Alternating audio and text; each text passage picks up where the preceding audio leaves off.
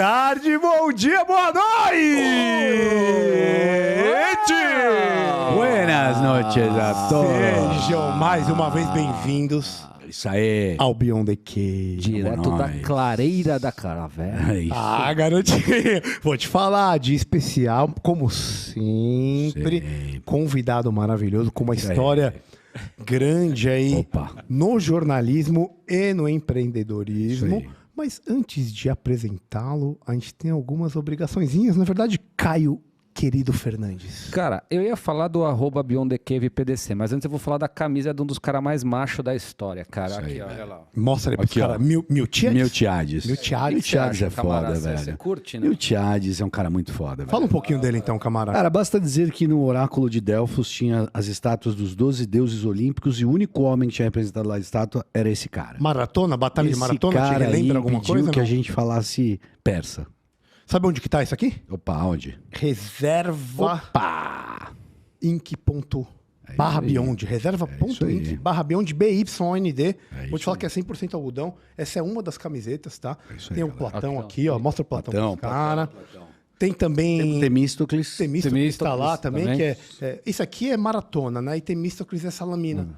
Que eu diria que são duas batalhas que mantiveram o Ocidente como ele é hoje. isso aí. Se não fossem essas batalhas vencidas pelos gregos, muito provavelmente os persas tinham tomado tudo, a gente não conheceria a civilização ocidental como ela é hoje, meu amigo. Tô aí, certo meu ou tô errado? Você tá Vamos certíssimo, fazer uma viu, série Grandes Líderes, Opa. grandes governantes, É isso aí. grandes... A cada 2 meses estaremos lançando 3 camisetas novas Na lojinha? na lojinha, com essas figuras maravilhosas e com belas frases, né? O que é? Deixa eu ver a tua aí. Essa aqui, ó. Conhece-te a ti mesmo e conhecerá o universo e os deuses. Excelente. Então, assim, para aí. quem tem interesse, entre lá, baratinho, ajuda a manter as luzes acesas. Não esqueça do @BeyondTheCavePDC Opa! e do apoia.se/Beyond. Apoia nós, vira um patrão, benefícios, vantagens, ao mero custo de 20 cruzeiros mensais, é isso? Mais barato Confere. que o Estapar, na é verdade? Para o carro na rua, né? Economiza o estacionamento e ajuda a gente Isso por aí. mês aí e vamos embora. E sabe o que tem mais? Já ganha uma dessas camisetas. A escolha, meu amigo. Opa! O cara, puta que pariu, cara. bonito, Faz um esquema que é bom, hein, velho. Os caras falaram que a breja é boa também, né? Mas essa aqui é só pros apoiadores, velho. É isso aí. E já acabou. Uma das Então, vantagens. essa aqui é pros apoiadores. Essa é a safra que foi Vai ter embora. outro mais? Não? Já acabou. O convidado ganhou. Opa! É verdade, ganhei. Renatão E ganhou, tem né? Um gosto de laranja, assim, né? Um cítrico. Tem, né? tem, Eu diria, tem. né? Como quase no vinho você fala notas de couro molhado. Notas de casca De laranja. né, pisadas por moças, né, que correram da Isso, chuva canhotas. enquanto os campos. Exatamente, canhotas, assim, com um dedo quebrado, que é a unha para fazer. Mas é muito interessante as camisetas. Acho que essa sessão do grandes líderes ou grandes lutadores, né, ou libertadores, né, do mundo, né, da Pérsia para que o Ocidente virasse o que é hoje, acho que é uma bela série. Muito boa ideia. Acho que devia patentear, inclusive. Garoto. Isso aí. E, claro, o clássico, que também são as blusas com os dizeres, que são, né, como tem ali também do Oráculo de Delfos, também sensacional. Todos os produtos são muito incríveis. Acho que se você está em casa, está assistindo a este né, podcast maravilhoso, deve adquirir esses produtos de extrema qualidade. E a cerveja, infelizmente, né, acabou, mas acabou. Tem pra você. Os portugueses têm pra mim. Se você entrar em contato comigo no meu @Renato Cunha A, Com um pequeno ágio a gente tenho consegue... ali uma negociação. Isso aí, isso aí. Tá devidamente apresentado, inserido no papo. Nem precisa, Vai, meu amigo. capivara. Vamos falar da capivara. Quando o cara é gente boa, é assim, ele já tá apresentado naturalmente. É largada lançada. Já se apresentou. Largado lançado. Esse é o Renatão. Nosso querido Renato Cunha, formado em jornalismo, trabalha na área de informação e conteúdo desde 1993, passagens pela GNT do Globosat, principalmente pela TV Globo, né? Isso. Onde ajudou a criar e montar o canal Globo News em 96. Já atuou como repórter, Esporte Espetacular, Almanac, Vídeo Show. Foi também apresentador no programa Agenda, Diversão e Arte e Como Será? Interrogação, diria Valone. Além da experiência na TV e jornais, foi head estratégico de conteúdo e mídia da empresa Novo Mercado. Isso aí. Vai falar um pouquinho pra gente de tudo isso, que é uma das maiores empresas de marketing digital e negócios do país. Sim. Então, um cara que tem muita experiência e veio dividir com a gente um pouco da história dele. E a gente só tem que agradecer, cara. Muito obrigado. Imagina, o prazer é todo meu, né? E o mais engraçado, eu estava comentando em casa, né, que a gente está fazendo, né, já um histórico no Beyond the Cave aqui na família, né? Fato. Família, inclusive, maravilhosa. São sócios remidos. É muito prazer. E eu estava comentando com a Cília, eu falei, cara, eu vou lá, mas pô, eu vou falar o quê? Cara, eu sou um cara tão sem graça, eu não tenho nada para falar. Estava ali dando uma zoada nela. E aí ela vira para mim e fala assim, imagina, amor, você é um cara que já virou gerações e tal. Não sei o que. Eu falei, nossa, que jeito bonito de falar que eu tô velho. Romântico, eu virei obrigado. 2 gerações já, meu filho. Pelo amor de Deus, várias, né? Mas a história começa, né? Estava brincando da Globosat, mas eu não consegui fugir do jornalismo, e nem da TV, porque o meu avô trabalhava na TV Globo, ele era chapeleiro da TV Globo, ele fez todos os chapéus de novelas da TV, fez a cartola do Visconde, a roupa da Cuca, todas as cartolas do Chacrinha, né? E o meu avô tocou no Bando da Lua com a Carmen Miranda. Caraca. Também. Então, assim, tem uma coisa ali que não dava para escapar. Meu tio trabalhou na TV Globo também muitos anos, né? E o meu irmão trabalha também na TV Globo, né? Ele é diretor de aquisições e programas do Canal Brasil, na verdade, acabou de sair. Então não tinha muito como escapar. Meu pai é advogado, né? Então, assim, olhou, foi, aí eu depois falei para ele, pai, eu vou fazer jornalismo. Ele, puta, Que pariu. Mais um para trabalhar. ele vai ficar pobre, né? Mais um para ficar pobre. Pronto, aí fui também. Minha irmã, não, graças a Deus, ela é estilista da Farm Internacional, na Farm Couture. Né? Então, assim, é bem chique, resolveu, né, viajar e tal. Mas eu posso dizer que é uma profissão que, se você souber aproveitar bem, você vai fazer bons amigos, vai ficar um cara muito mais culto, mais inteligente, né? Vai trabalhar com alegria e felicidade. Aliás, eu acho que todo mundo que trabalha e busca um trabalho precisa fazer o que gosta, porque isso é uma coisa que cada vez mais você percebe que não é só o dinheiro, né? E o dinheiro não vai trazer essa felicidade que você procura, ele vai te abrir oportunidades para isso, né? Para que você obtenha, né, momentos porque a felicidade aqui é momento, né? Não é uma coisa contínua, né? Não é uma linha, você está sempre feliz o tempo inteiro, né? Você tem picos ali que, opa, pô, isso foi legal pra caralho e tal, tô feliz. E outros que você fala, putz, não está tão bom. Né? E o dinheiro pode te proporcionar uma coisa maior, mas você tem como ser feliz né, numa coisa média ali. Né? Eu acho que você trabalhando, o ponto principal é se você já trabalha com o que você gosta, você vai fazer melhor e vai ser feliz trabalhando também, que é uma coisa sensacional. E eu tenho essa felicidade, assim, eu acho. O que é legal, acho, antes até da gente começar, desde que a gente começa, mas... não é todo mundo que consegue descobrir o que gosta tão cedo, né? Não. Isso é uma coisa que me chama muita atenção. Acho que tem muita gente que, inclusive, escolhe carreiras que são extremamente tradicionais e que se descobrem depois, lá na frente, falando, putz, cara, talvez não seja realmente isso que me agrada, que me faz feliz. Pode me trazer dinheiro, me traz uma outra recompensa, mas talvez não traga essa completude, essa ideia de felicidade. Como que você descobriu, cara? Que você falou assim, não, além desse, óbvio que você tem essa questão em casa, tudo, mas como que você descobriu? Você falou assim, realmente é isso. Quando você percebeu, você falou assim, é isso que eu gosto, isso me faz feliz.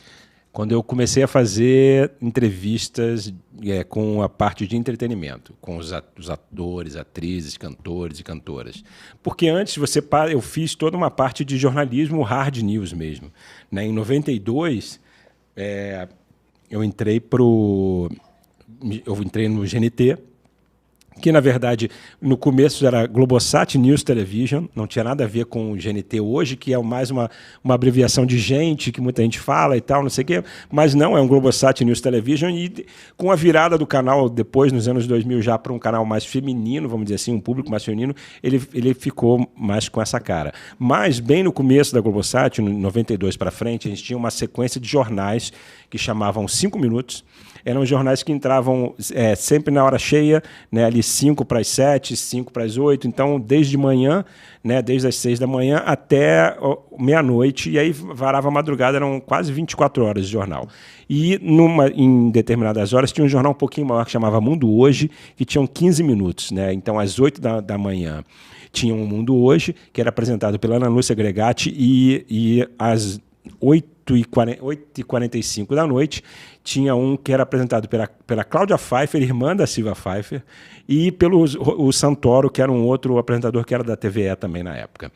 E a gente trabalhava muito com agência de notícias, a PTV, Reuters, né? Tinham coisas da CNN Internacional também, né? E a gente tinha uma parceria com a CBN, correspondentes nacionais e internacionais, Rádio França Internacional, Deutsche Welle e Rádio França, Deutsche Welle, Rádio França Internacional e BBC de Londres, que tinha a Brazilian Section lá também.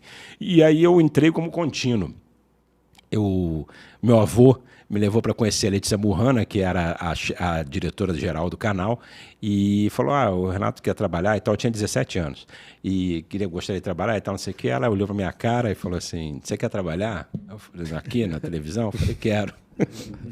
Aí ela falou, você tem problema com o horário? Eu falei, não. De viajar? Não. Então tá, você vai trabalhar, aí qual é a vaga? Tem problema de trabalhar como contínuo? Eu falei, não, contínuo é assistente, é um auxiliar de serviços gerais, né? Faz tudo, né? Eu falei, não tem problema. E aí fui trabalhar de meia-noite às 9 da manhã. Caraca. Né? Eu queria, cara, eu tava correndo atrás, não tem essa. 7 anos. E aí é isso, eu trabalhava no Rio Comprido, né? A Globosat era no Rio Comprido, então assim, eu chegava num tiroteio maneiro, bala traçante para tudo quanto é lado, né? E eu entrava de meia-noite, fazia o café na copa, né, e atendia telefone. E aí eu trabalhava em dupla com o Guaraci, que era um outro cara que tinha comigo. O Guaraci virava para mim às 2 da manhã e falava, Renato, eu vou ali tirar um cochilo e já volto. E aí o Guaraci ia dormir, porque de madrugada o cara dorme, o cara aprende, porque assim na vida é isso, né? Então é do Aspira, você tem, né? É o R+, e o R-. Então é isso, você tem a oportunidade que vai te fazer crescer, ou você vai ficar paradinho ali, tipo... Estagnado, tá legal, vou ficar fazendo isso aqui, que é o meu feijão com arroz. Guaraci, cara, já era um cara mais velho, e estava ali naquela, para ele estava bom, né? E aí, quando o Guaraci voltava, né, umas, sei lá, 2, 3 da manhã, assim, né, umas 3, 4 horas, o cara entrava no banheiro, jogava água na cara, dava tapa na cara e tal, falava, cara, eu não vou dormir, Guaraci, pode ir lavar lá e tal, não sei o que. Eu falei, beleza. E o que eu fazia? Eu descia pro arquivo de fitas e ia aprender a arquivar fita. Chegava 5 horas da manhã, eu descia para entregar script dos jornais, desses jornais e tal. Com 1 ano de casa, eu passei a entrar às 5 da manhã e virei assistente de estúdio. E aí, assistente de estúdio, rodava o TP para os caras e tal, né? O teleprompter, né? São aquelas letrinhas que passam na frente da televisão, para quem não sabe, é um jogo de espelhos e tal, que tem na frente da câmera. E por isso usam muito isso. Por isso que o Bonner olha para você e você acha que ele está falando com você, mas ele está lendo aquela coisa. Garotinha, tá dando golpe. Mas assim, todo mundo faz isso em qualquer televisão do mundo. Eu vou dizer uma coisa. Fala. Quando eu estava no 4º ano na faculdade, na aula de psiquiatria, tinha uma paciente lá que tinha certeza que o Bonner falava com ela. Cara. Mas eu dava boa noite pro Cid Moreira, né? Quem não dava boa noite? Sérgio Chapelin. Ou isso, Sérgio Chapelin. Então, assim, genial, cara. Né? Genial. A minha primeira, quando eu sentei, né, eu fui com meu tio conhecer, né? Ele trabalhava no Globo Repórter na época, ele finalizava o Globo Repórter, e eu fui conhecer a TV, eu fiquei impressionado que eu cruzei com o Lauro Corona, assim, e tal. Falei, caraca, encontrei o Lauro Corona e tal. Ele fazia Estúpido Cupido, eu acho, alguma coisa assim. E aí meu tio falou, vai lá, o Chapelin vai gravar a chamada do Jornal Nacional e tal. Eu falei, beleza. Aí sentei do lado do Chapelin, cara que é um amor de pessoa, o cara mais incrível da televisão é o Chapelin. Cara, gente boa demais. Sentei, ele olhou para mim e falou, Renato, senta aí, querido, por favor. Aí eu, fiquei sentadinho ali, né, cara, olhando o Chapelin, ele conversando, e aí, você então é sobrinho do Jorge e tal? Eu falei, do Cleiton. Falei, Cleiton, que não é você, Cleiton, que está aí na mesa. Cleitão. Cleitão, nosso, né, o cara do som. E aí eu falei, sou e tal. E a gente ficou conversando. E aí ele falou, você espera só um minutinho, não faz barulho, que eu vou gravar uma chamadinha aqui. E a gente já continua conversando. Eu falei, tá bom. E aí fiquei sentado, ele gravou a chamada do Jornal Nacional e eu estava do lado dele na bancada, que seria Cid Moreira. Estava lá Renato Cunha sentado. E o que me chamou muita atenção é que teve uma hora que ele pegou uma escova de cabelo, penteou o cabelo e abriu um negócio de maquiagem e começou a passar no rosto. Eu falei, Falei, cara, que estranho, cara. Esse cara passando maquiagem no coisa. Mas é para tirar o brilho, né, cara? Então, assim, que tempos depois eu cansei de usar isso, né? Então, assim, eu garoto, eu tinha 15 anos nessa época, vendo aquilo, então tudo isso me seduziu, né? Fiz só um hipertexto, a gente estava falando de uma coisa. Sim. Então, montei isso. Dali eu passei de assistente de produção. De assistente de produção eu passei para coordenador de produção. Coordenava os correspondentes internacionais ali também e a produção da CBN nos jornais do GNT. Depois eu comecei, aí me formei, né, na faculdade, a Globo, né, pagava uma parte e tal. Me formei, virei editor de texto. E em 96, a Alice Maria foi abrir a Globo News, né, e aí chamou 7 profissionais do GNT para ir ajudar a montar a Globo News. E aí fui eu com mais 6 pessoas para montar a Globo News. Era uma loucura aquilo, porque éramos esses profissionais, mais alguns que vieram da Manchete, que trabalhavam com a Alice Maria ali, né, que é uma grande diretora, trabalhou anos e anos na TV Globo nos anos 70, e foi a grande responsável, junto com o Armando Nogueira, para criar esse padrão, né, de jornalismo da TV. E estava voltando para a TV Globo para montar, a pedido do Boni, né, esse canal de jornalismo, que era como se fosse uma CNN, né, nacional ali, né, 24 horas no ar. E a gente passou, eu entrei em maio, mais ou menos, 96, em outubro, 15 de outubro 15 de outubro, se eu não me engano, é isso, ou 16 de outubro, foi a inauguração da Globo News, né? E a gente fez vários pilotos né, com Renata Vasconcelos, né, tinha o Márcio Gomes, Maria Beltrão, todo o Cristiano Pelágio, etc. Todo mundo, muita gente veio do curso da Alice Maria que ela tinha, né, e outras pessoas vieram de TVs já um pouco mais experientes ali para André Trigueiro, né, ou seja, que já tinham um caminho também para montar esse canal. Então, tudo aquilo me maravilhava e tal, achava legal, mas o momento em que eu apresentei o meu projeto, que foi o Agenda, né, em 2004, logo no final da Olimpíada ali, que era 2004 foi Atenas, né? Atenas, eu fui e apresentei um projeto para o Schroeder, que era o diretor-geral da TV na época, de um programa de entrevistas, quadros, de entretenimento, para fazer isso na Globo News, entrevistando em todo o Brasil. E aí eu apresentei um projeto meu, ele aprovou, né? E aí eu comecei a apresentar e entrevistar as pessoas. Ali eu falei, cara, estou fazendo o que eu gosto, era isso que eu queria fazer. E ali foi uma esteira de pessoas assim, incríveis que eu entrevistei, situações muito engraçadas também que eu passei na televisão, que foi muito legal. Foi ali que acho que eu olhei e falei, putz, não, é isso aqui mesmo que eu queria fazer. O que você recorda? Eu sei que é sempre a pergunta, mas o que você recorda de mais inusitado? Assim, Cara, teve várias coisas assim, engraçadas. Assim. Entrevistar o Roberto Carlos é uma situação engraçada.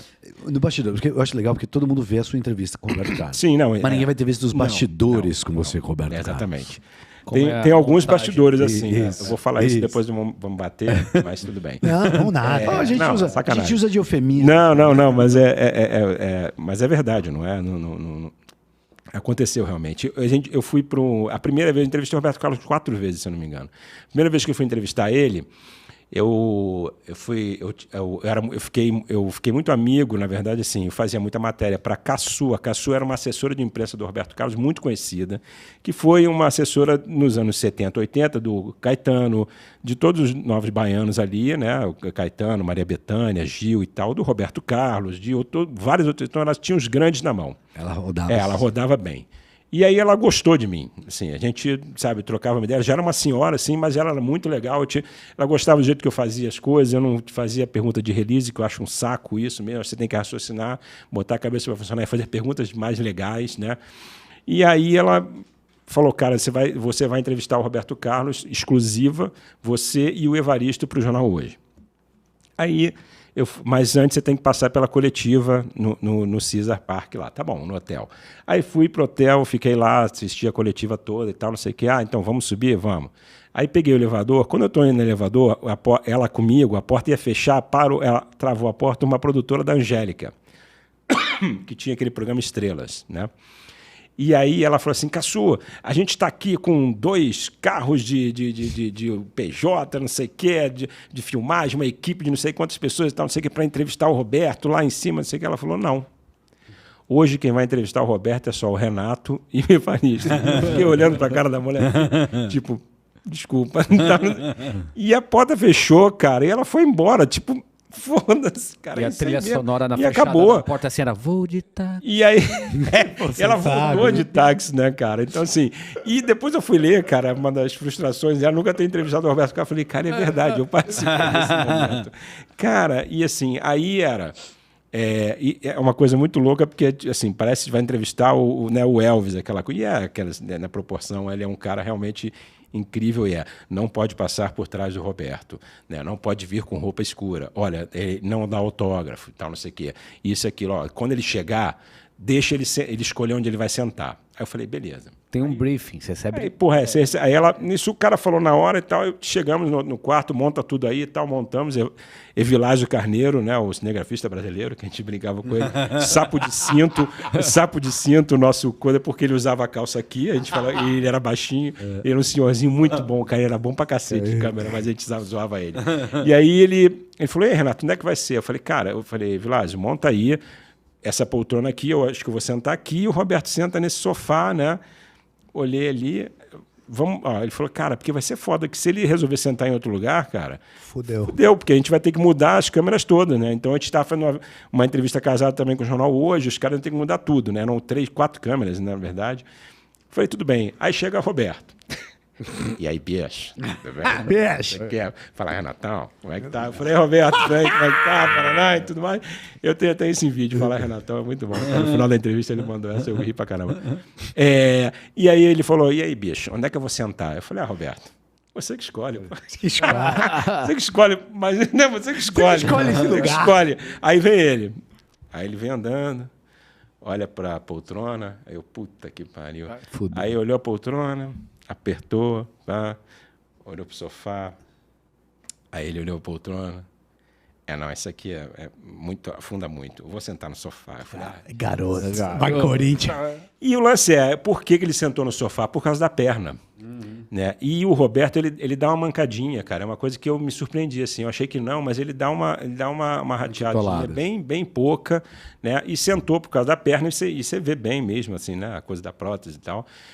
Extremamente simpático, assim, foi na entrevista, respondeu todas as perguntas numa boa, assim, tal, e assim, me diverti muito, assim, foi muito legal, gostei, ele gostou, depois a gente fez ainda mais 2 entrevistas, 3 com ele, na verdade, uma outra no Maracanã, mais outra no hotel. Ele me deu autógrafo no coisa, ou seja, não deu nada aqui, né? Assim, autografou o DVD para minha mãe, que ela queria. Depois eu fui entrevistá-lo no Maracanã e eu percebi que a jogada do Roberto, quando ele não quer mais responder a pergunta, ele ri. E aí o Dodge, que é o empresário dele, pega você e fala, então acabou e tal. Que Renato, tem 4 entrevistas, 4 perguntas para você fazer aqui. No Maracanã foram 50 anos de Roberto, se eu não me engano, de carreira. E aí eu fiz uma pergunta, fiz a segunda, a terceira, na quarta, quando eu fiz a 4ª pergunta, ele... Aí veio o cara e falou, Renato, acabou. Eu falei, Genial, velho. Outra vez eu fui entrevistar o maestro Isaac Karabchevsky na casa dele. E aí fui entrevistar o Karabchevsky e tal. Pô, entrevista maneira. Porra, o cara pesca, bicho. Assim, sabe, a gente conversa, sabe, aquele cara que você fala, porra, esse cara é maestro, mas ele é mó porra louca, né? O cara é mó gente boa. O cara pesca, faz não sei o quê, o cara faz uma porra de coisa, muita gente boa, gente fina, gosta de música, gosta de rock. E aí, no final da entrevista, ele falou assim, olha, minha esposa fez um suco aí de maracujá para vocês e tal, não sei o quê. Se vocês estão com sede, vamos lá tomar. Eu falei, vamos, lógico e tal. Tava lá eu, Evilásio, que sempre, né? Sapo de cinto. Evilásio, entramos na cozinha, ela serviu a jarra de suco. Cara, quando eu dei uma golada no suco, mas estava assim, cara, parece que botou um balde de açúcar. Eu falei... Jesus. Falei, aí o Evilásio tomou... Puta, isso aqui tá muito ruim. Eu falei, não tá, não. Tá maravilhoso. Porque tava ele com a mulher na frente, né? Não, porra. Aí eu falei, não, tá ótimo. Vocês querem mais um pouquinho? A senhora perguntou. Eu falei, não, tá ótimo, tá tudo bem e tal. Muito obrigado. Então, assim, tem situações, né? Assim, e tem aquela zoeira, lógico. Né? Eu entrevistei muito o Ney Matogrosso também, que é uma outra figura, gente finíssima. Gênio, hein? Gênio, o cara que tem uma puta história. Uma puta história com a ditadura mesmo, com os militares de paramilitar. Ele bateu de frente nisso e enfrentou mesmo e tal, não sei o quê. Ele uma vez contando pra mim, eu tava fazendo um show, metade da plateia tava me chamando de viado, metade da plateia tava me aplaudindo. Aí eu parei o show, falei, para. eu quero que vocês todos vão tomar no olho do seu cu. Boa. E aí ficou aquele silêncio, aí ele falou, fiz uma pose bem bonita. E aí começou todo mundo a me aplaudir. Aí eu falei, porra, cara, é muito bom. Ele falou, eu sei que isso não vai entrar. Eu falei, não vai, porque pô, você Não vai falou, porque né? você mandou Uma porrada de palavrão aí não vai dar, né, Ney? Mas, pô, que história do caralho. Foi, não, personalidade, total. E um amor de pessoa. Cara muito culto, muito inteligente. É tão bom você conversar com pessoas assim, né, cara? E aí a gente tinha uma zoeira que, porra, a gente chegou na cobertura dele, ele morava no Leblon, e ele tem gato, né? E aí, quando a gente chegou, o Rui, que é um cinegrafista nosso, que é todo metido a galã e tal, não sei o quê, ele é uma gente boa também. A gente chegou e quando a gente foi montando as coisas, a moça falou pra gente ir montando, o gato chegou no Rui. Aí chegou, deu a volta na perna dele, foi lá, não sei o quê, eu olhei e falei, aí, Rui, tu já teve aqui, né? Pô, cara, aí pronto, aí ele começa a rir. Tá? Mas tem muita história, assim, muita coisa boa. Nessa pegada, assim, já que a gente tá nesse caminho aí que eu gostei, e no esporte, velho? Que o Globo Esporte, o caralho... Então, o Globo Esporte, o que foi o Globo Esporte? Eu peguei um outro quadro que eu apresentei também, criei e apresentei para eles. Qual que foi? Chamava Lance de Artista. E eu pegava os artistas e levava eles para fazer esporte, explicava o que era o esporte, lógico, e botava o cara para fazer. Então eu peguei o Luan Santana, que estava no começo da carreira, já subindo bem, chamei o Cacá Bueno e a gente veio andar aqui na Granja Viana de kart. Velho, E aí, eu já vi isso aí, mano. Eu também já vi isso aí. Sabe, alguém já me viu, sabe, em algum lugar, porra. Você que está em casa, você já me viu em algum lugar. Sim, sou eu. Ruim pra caralho a direção, mano. E aí, cara, o que acontece? A gente foi andar, os caras fecharam o kart, porque, porra, na Santana e tal, não sei o quê, realmente Mas tem alguém... uma reta ali no final, você dá uma regada mesmo. Sim, não, então, cara, tem uma curva grande ali e tal. É uma pista danada. Mas é óbvio que eles deram um kart meia boca, não era tão bom. Só que o kart do Kaká, não, era bom, cara. Filho da puta, o Kaká era foda, cara. Era a segunda matéria que eu tinha gravado com o Kaká de kart também, outra que foi no Rio. Eu sempre me tratou bem também, gosto dele, gente boa. E aí a gente foi andar e ele fazia. Ele deixava a gente andar na frente e vinha atrás só dando totozinho de lado, cara. Pô, a gente rodava na pista. Porra, uma sacanagem, cara. Então, assim, foi muito divertido. Chamei pra jogar tênis de mesa Jorge Versilo e Edson Celulari. Nossa. Cara, quem não é? O Celulari. O Celulari joga tênis de mesa pra cacete. Ele jogou na China, cara. É mesmo? Porra, ele jogava pra Você cacete. acha que dá pra jogar um piponguinho, não? Ah, não. Sabe? Acho Assim, Ping-ponguinho, não. cara, Ping-pong, então, e aí é isso, ele jogava pra cacete, o Versilo não jogava porra nenhuma, mas era legal porque ele tocava e tal, não sei o quê. E eu tenho uma jogada, cara, isso tá na matéria, que eu troco de mão e dou uma cortada jogando com o celular e depois, que ele fala, porra, nunca vi isso na minha vida. Eu falei, rapaz, eu sou o Federer. Ele jogou a bola, a raquete estava nessa mão, estava nessa mão, eu joguei a raquete para cá e cortei assim. Ele falou, cara, ele cortou trocando de mão. Então, isso tem tudo na... Foi muito legal, era muito divertido. O Lenine faz surf de peito. É mesmo. Aí ele falou, Renato, eu faço jacaré. Falou, Renato, eu faço surf de peito. Eu falei, porra, Lenine, aí tu me fode. Eu também faço. Surf de peito, irmão. Porra, cara. Jacaré. Titiolina faz também. Pois é. E aí, assim, só que, porra, aí fomos gravar, né, no mar que tava virado, assim, a ressaca fodida. Porra, aí Lenine vem com a sacolinha. Eu falei, que porra de sacolinha é essa, Lenine? Aí ele começa a tirar pé de pato, aquelas luvas com nadadeirazinha e tal, não sei o quê. Eu falei, caralho, Lenine, que sacanagem é essa? Tua mão profissional? Porra, eu aqui sem nada, sem pé de pato, sem nada, eu vou tomar mó caldo aqui. E assim, foi derrota total. Mas foi muito legal, foi uma matéria muito boa. O Lenine é um cara, assim, o Lenine realmente também já entrevistei bastante, assim, vezes, e é muito simpático, um cara muito inteligente, muito culto. Um cara que começou cantando no coro da igreja, né? Ele era um cara muito religioso, ia para a igreja cantar lá no interior, né? de Pernambuco, né? Ele ia sempre muito ligado à cultura, né? E valorização da cultura, que é importante. Então, assim, um cara muito legal, tem as suas posições, né? Tal, políticas também, etc. Mas um cara muito, muito legal. É muito bom de conversar. Uma vez eu entrevistei o Gerald Thomas, né? que é um cara muito difícil. É polêmico. É, polêmico, um cara que adora polêmica e tal, e realmente foi uma entrevista polêmica, assim. É uma dessas que eu me estressei um pouco para poder a coisa entrar no trilho, porque às vezes você precisa dar uma arrumada no ônibus, né? Porque o entrevistado às vezes cresce muito e aí você fala, não, calma. Então, eu cheguei lá, uma entrevista num apart hotel, a assessora, que era um amor de pessoa, a Vanessa, chegou meia hora atrasada. E ele já estava lá, e ele desceu, ficou ali com a gente, esperando ela chegar, né? Mas interagiu ou ficou? Não, bem... interagiu, assim, pouco, né? Opa, tudo bem? Boa tarde. E tá. A Vanessa não chegou? Não chegou. E aí a Vanessa chega, toda esbaforida, coitada e tal, não sei o que. Ele, porra, onde você estava? Não sei o que, Paraná. E ela falou assim, olha, eu estava esperando, porque aqui era difícil de parar, né, de estacionar e tal, o estacionamento do hotel é caro. Aí quando ela falou isso, cara, o cara me saca do bolso uma nota de R$50 e joga na mulher. E fala assim, se fosse dinheiro, o problema é dinheiro, toma dinheiro nesse cara. Eu falei, não. Começou, Geraldo. Aí eu olhei pro meu câmera, que não era o Evilásio na época, acho que era o Serginho. Falei, puta, fudeu. Vai tomar um pau, vai tomar um pau. Vai ser difícil. Esse aqui vai ser foda. Aí, beleza. Aí começa a entrevista. Aí primeira pergunta, ele, sim. Segunda pergunta, ele, não. Você quer, sim. Aí para aí. Falei, Geraldo, deixa eu falar um negócio para você, é o seguinte. Eu vim aqui para divulgar a sua peça, que era Bait, até, me lembro agora, que é Isca, né? E era uma peça que falava sobre...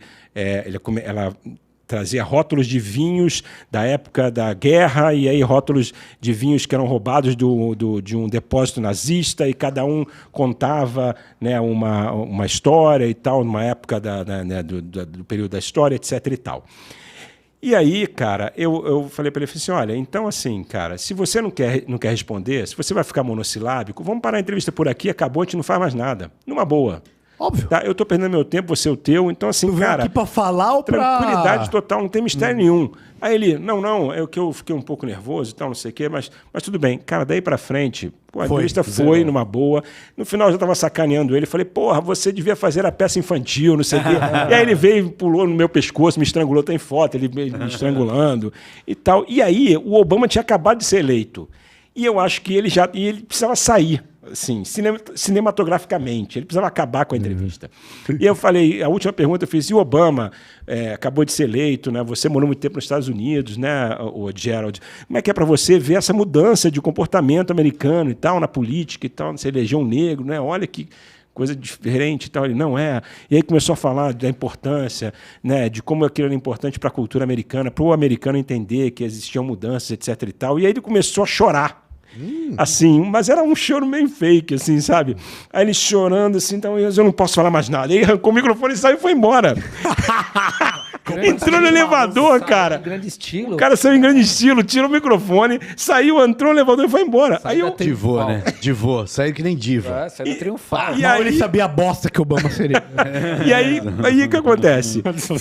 A gente foi e botou isso no ar. Porque, porra, né? Se você faz aquilo, você quer aparecer. Aí a assessora me liga pra falar, pô, o Gerald ficou puto contigo, porque você botou ele no ar indo embora, chorando e tal, não sei o que. Eu falei, mas ele fez aquilo pra aparecer, era pra isso mesmo. Ele tá puto comigo, manda ele falar comigo, porra. Ele, não sei o que. Aí pronto, mas aí foi.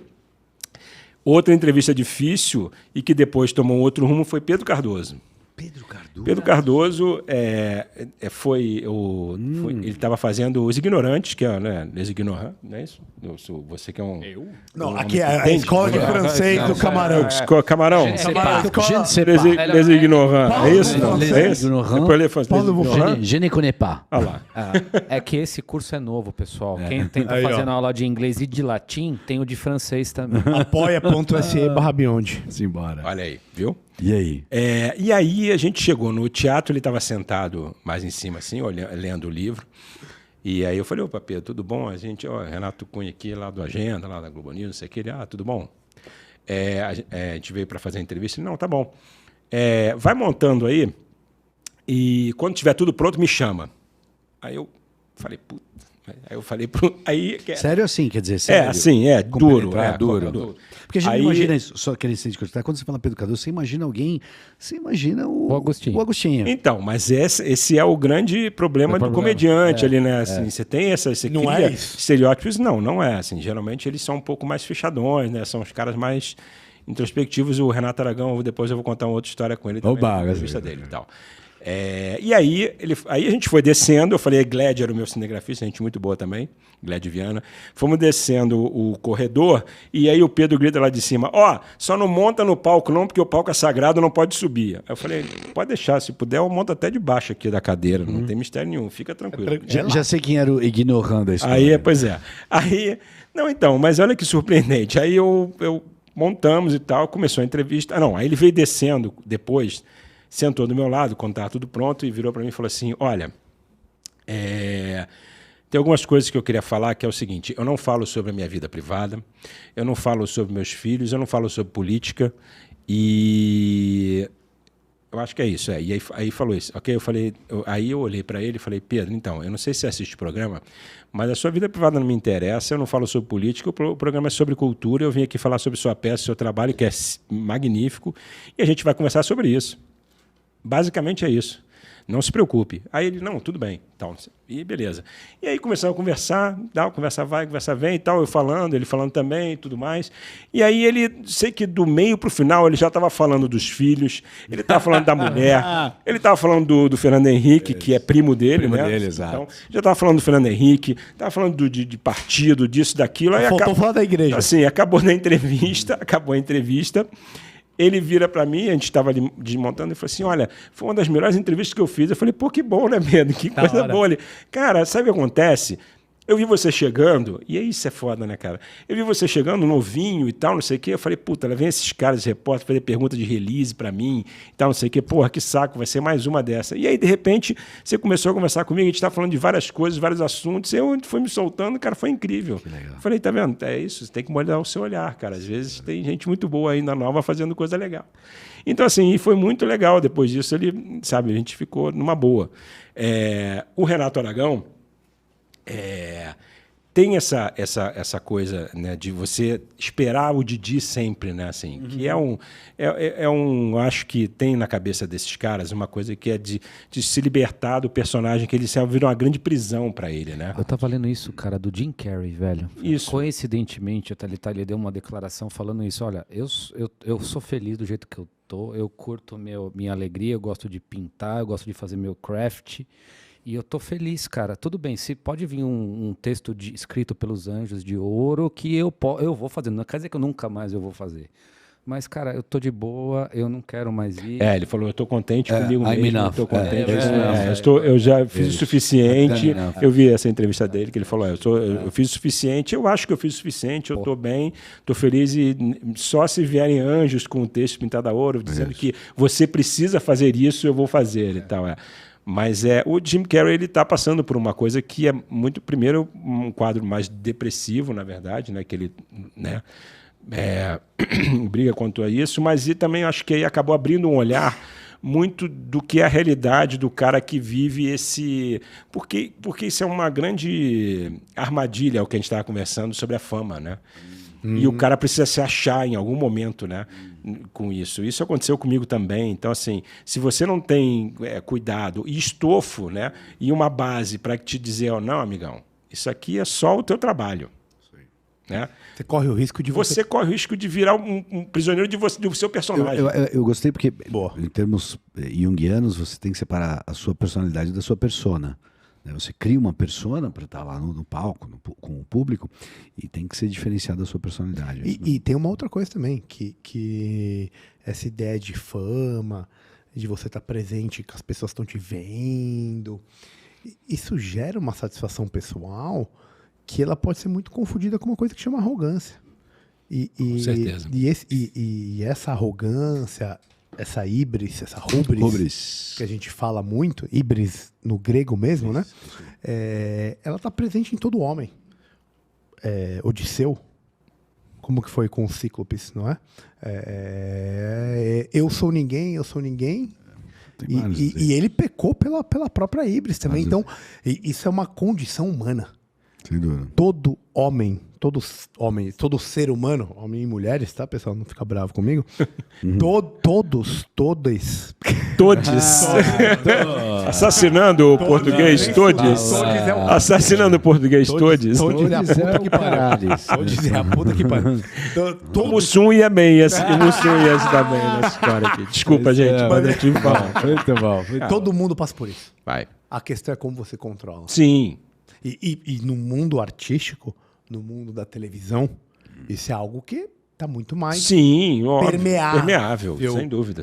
E você acaba identificando a pessoa que realmente é boa, que você vê que fala, meu, cara, eu quero aprender com esse aqui. Sim. Esse que consegue controlar esse sentimento que não é tão fácil. Não, isso são poucos, não são muitos, não, na verdade. Mas o Camarão falou, o persona ele pode te matar, na verdade, né? O teu persona pode, se ele ficar maior do que você, ele te mata. Porque uma hora você não vai ser mais ninguém, porque você ficou velho, acabou, e a TV é muito cruel com isso, né? O vídeo é muito cruel com isso, né? Principalmente aqui no Brasil, né? Lá fora não, você ainda tem apresentadores que vão até, principalmente nos telejornais, né? Já mais o Blizzard Wolf, por exemplo, que é um coroa já de política, né? Da CNN, já Wolf Blitzen. Já mais, Wolf Blitzen, desculpa. Mais antigo e tal. Aqui não, aqui se você começou a ter cabelo branco, acabou, né? Já vai, né? Os caras não te escolhem tanto e tal, já fica um pouco mais difícil. Então, uma coisa que você tem que saber levar. Qual é o momento que você vai fazer a sua transição para trás das câmeras? Vocês estão falando aí, cara, e assim, eu estou pensando, a gente gosta, né, e sempre fala aqui, vários episódios do mito do herói, e tenta comparar e trazer isso, né, para o dia a dia e tal, mas vocês estão me falando aí, o que me veio à cabeça é trocar o símbolo, trocar o herói pelo palhaço, né? Pelo símbolo do palhaço que vocês estão falando meio que o símbolo do palhaço Augusto, né? Sim. Né? Então que tem esse caráter interno, né? De mundo interno depressivo, isolado, triste, e o seu mundo externo completamente diferente, né? Na beira da esquizofrenia, vamos pensar, tratando não como uma doença, mas como uma palavra, enfim, né? Dessa divisão, né? De não ter essa coerência, e isso talvez seja a fonte desse sofrimento, né? Que acontece com essa máquina de moer carne. Reza a lenda que a TV, vamos chamar lá do censo, né? Os generais romanos, quando celebravam um triunfo, que era quando eles ganhavam uma batalha muito significativa. Memento mori. E eles tinham uma celebração de 3-4 dias, um festim para Roma inteira. Ele desfilava com toda a tropa dele, com todas as legiões dele por Roma. Ele tinha o rosto dele pintado de terracota. Ele dirigia uma quadriga. Triunfo, né? Isso, um triunfo. Ele dirigia uma quadriga, uma biga, mas com 4 cavalos brancos. O rosto pintado de terracota e um escravo levantando com uma guirlanda, né, de louro, uma coroa de louros por cima dele. Então ele era divino na terra. E esse escravo que segurava essa guirlanda sussurrava no ouvido dele: lembre-se que você é mortal. Lembre-se que você é mortal. Porque é muito engraçado, porque as pessoas acabam achando que vão transcender a mortalidade. Sim, com e esse é o perigo, esse né? É o perigo, Esse é o grande... Né? É o espelho de Medusa. Boa, gostei. Sabe, assim, porque é isso, né? Que é quando você olha e te petrifica, você fica parado ali acha que a vida vai parar naquele momento, e não vai. Bom ponto. E aí você acaba quebrando, na verdade, né? Mas é isso, é um grande espelho de Medusa, isso. Sim. E isso, você estava falando do palhaço, ele está muito conectado com aquela coisa do pêndulo que a gente estava falando, né? Fatalmente é o pêndulo do cara, ou seja, por dentro ele está totalmente para trás e para fora ele está na frente, mas ele nunca está no equilíbrio, né? Então, isso no Jim Carrey é muito evidente você ver isso, né? E ele mesmo fala. E ele já deu algumas declarações e pararam de chamar ele para entrevista porque ele criticava muito fortemente o sistema todo da indústria do cinema. Agora no Will Smith ele meteu a boca. Exatamente. Então, assim, as pessoas pararam de chamar ele para premiação, para ele falar, porque ele falava, tô aqui, mas isso aqui é uma palhaçada, entendeu? Ninguém tá ligando para o que você faz. Entendeu? É isso, e é verdade. E ele fez uma crítica uma vez que muita gente não entendeu, o pessoal ficou rindo, ele falando que eu já ganhei 2 Globos de Ouro, eu sou o Jim Carrey que está procurando o 3º Globo de Ouro. Two-time winner, já fui 2 vezes vencedor do Globo de Ouro, e eu estou agora atrás do meu 3º Globo de Ouro. Então depois ele fala, não, mas eu já tenho o suficiente, assim, por que eu tenho que ir atrás do... É isso, ele falou, a vida é essa, vocês estão sempre atrás, nunca estão satisfeitos com o que você tem e estão sempre atrás do próximo. Quando você não precisa fazer isso, né? Tem uma hora que já está bom, você já provou que você é sensacional, você não precisa fazer isso toda hora. Isso é uma coisa que a gente tem do ser humano mesmo, né? Não é da televisão, não é uma exclusividade de uma coisa. Não. É de trabalho, é do ser humano. Você tem sempre que ficar provando que você é bom pra caralho, que você é foda. Por quê? Porque a sociedade te impõe isso em algum momento. Não Ou sei. será que é você que se impõe? Ou você que se impõe isso porque você olha alguém e fala, puta, não, tem que ser que nem esse cara aqui e tal. Assim, quem disse pra você que você tem que ser, né, sensacional 24 horas por dia? Não. Cara, Não, porque é uma mentira, né? exatamente. Você precisa ter. Se você não tiver falha, você não vai conseguir descobrir os seus acertos, né? Você não vai ter crescimento, aquela coisa do crescimento que a gente está falando. O que é o crescimento? É onde você mostra suas falhas, né? Os seus erros, suas fraquezas, e aí com isso você aprende e vai crescendo, né? Mas, assim. Isso que é a vida boa? Puta, obrigado. Pois é, então. O que é a vida boa? A vida boa.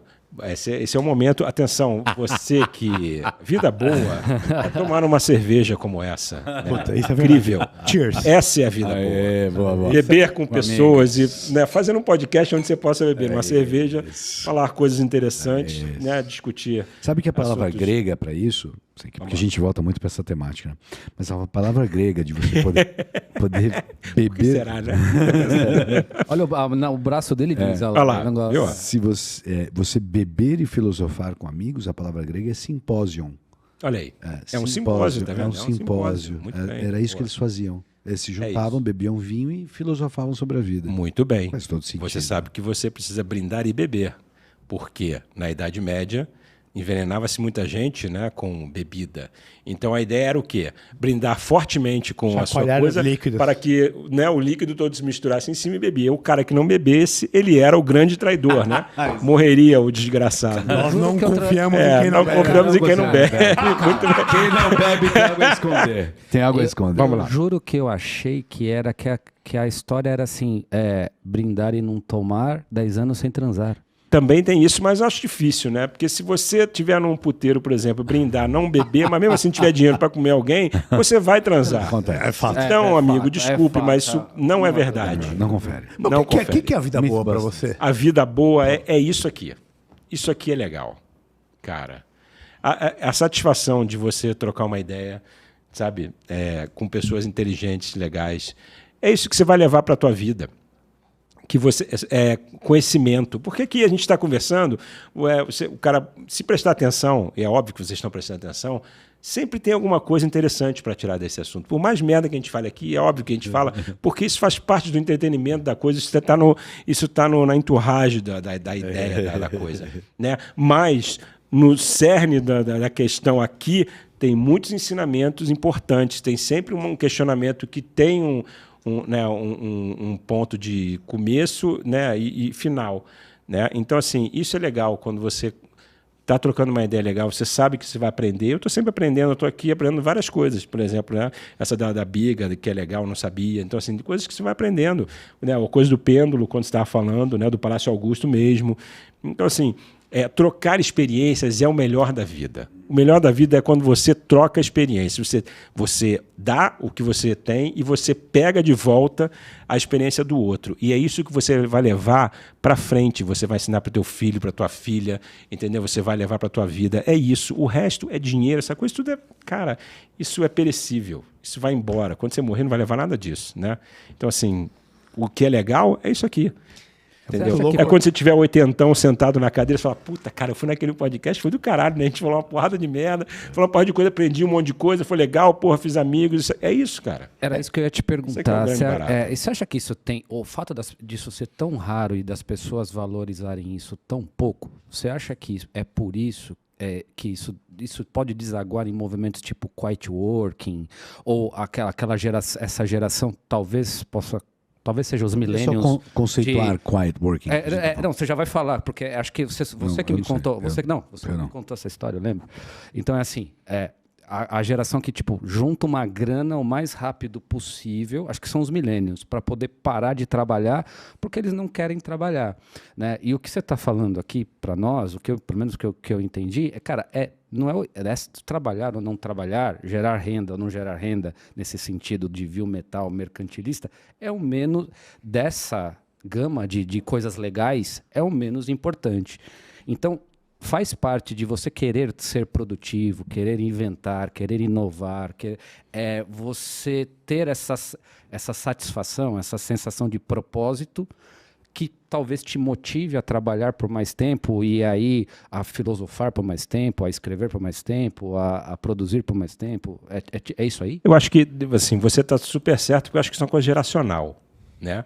Eu sou de uma outra geração que não é do Millennials e tal, e qual é a nossa ideia? Assim, é você ter prazer, né, trabalhar com coisas que vão te dar prazer.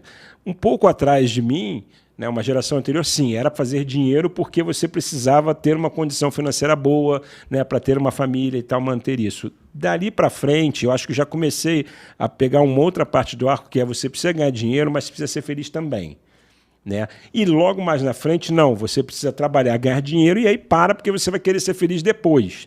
Né? E aí, o lance do quiet work, na verdade, é muito louco, porque a pandemia acabou com essa porra, o cara ficou em casa. Então, assim, cara, ele, por mais quiet que ele queria ficar, a filha tá gritando, não sei o que, tal, ou seja, ele, né, tem um movimento ali, né, diferente. E você não tem mais o presencial, o cara está em casa, e ele trouxe tudo para um lugar só. Ele trouxe a vida dele social, a vida dele de trabalho e a vida de casa, todo mundo junto, convivendo junto, o que pirou um pouco a cabeça de muita gente, né? Mas eu acho que essa geração mais nova trabalha muito nessa coisa de... É uma loucura para ganhar um dinheiro muito grande, né? O cara precisa fazer o famoso 7 em 1, não sei o que, 7 em 5, etc. e tal. Ou seja, eu preciso fazer dinheiro em uma semana, fazer 7 dígitos, 8 dígitos. Eu preciso falar pro cara que está o meu concorrente que eu fiz 10 milhões e tal. E ele, porra, tá fudido ali e tal. Assim, tem uma corrida pelo dinheiro, né, por ficar milionário, que, cara, puta, mas e aí? Sabe como eu encarei? Isso não é vazio ali e tal? Total. Onde está aí você vai conversar com o cara só sabe falar daquilo ali, do que ele faz. Ele só sabe falar do que ele faz. Ele não lê outros livros que não sejam os que falam de... Né, dinheiro. De fazer dinheiro, ou técnicas para isso, ou como chegar até isso, ou de algum mentor que levou ele, ou de alguma mentoria que o cara fez, né? O cara fala de mentorias que ele já fez, ou com quem ele faz, ou o que ele vai fazer, né? Qual é o método que ele vai fazer para ficar milionário, como fez isso e tal. Então, assim, fica chato. E aí você não fala de nada, não fala no futebol, né? Porra. Você está tão correto, Renato, que sabe? Tem uma corrente hoje, e a gente observou isso, que eles estão querendo correlacionar o estoicismo com o mercado de trabalho. Sim. E a gente sentiu um pouco vilipendiado o Falta o Epicuro nessa porra. Também. Mas o fato é que o estoicismo é tão belo como uma filosofia de vida, não é uma filosofia Sim. de trabalho. Ela não pode ser instrumentalizada enquanto um trabalho. E todo mundo do mercado que estava estudando isso, era só estudar isso para como lidar com as movimentações. Ou seja, você pega uma parte pequenininha do negócio e considera aquilo todo, isso é pobreza. Isso é falta de perspectiva. E é o que a gente acaba vendo em alguns contextos. Né? Desculpa, eu te cortei. Não, eu concordo 100%, acho que, Camarão, vou falar como você fala. Você tá tão certo no que você falou, que eu só tenho que assinar embaixo.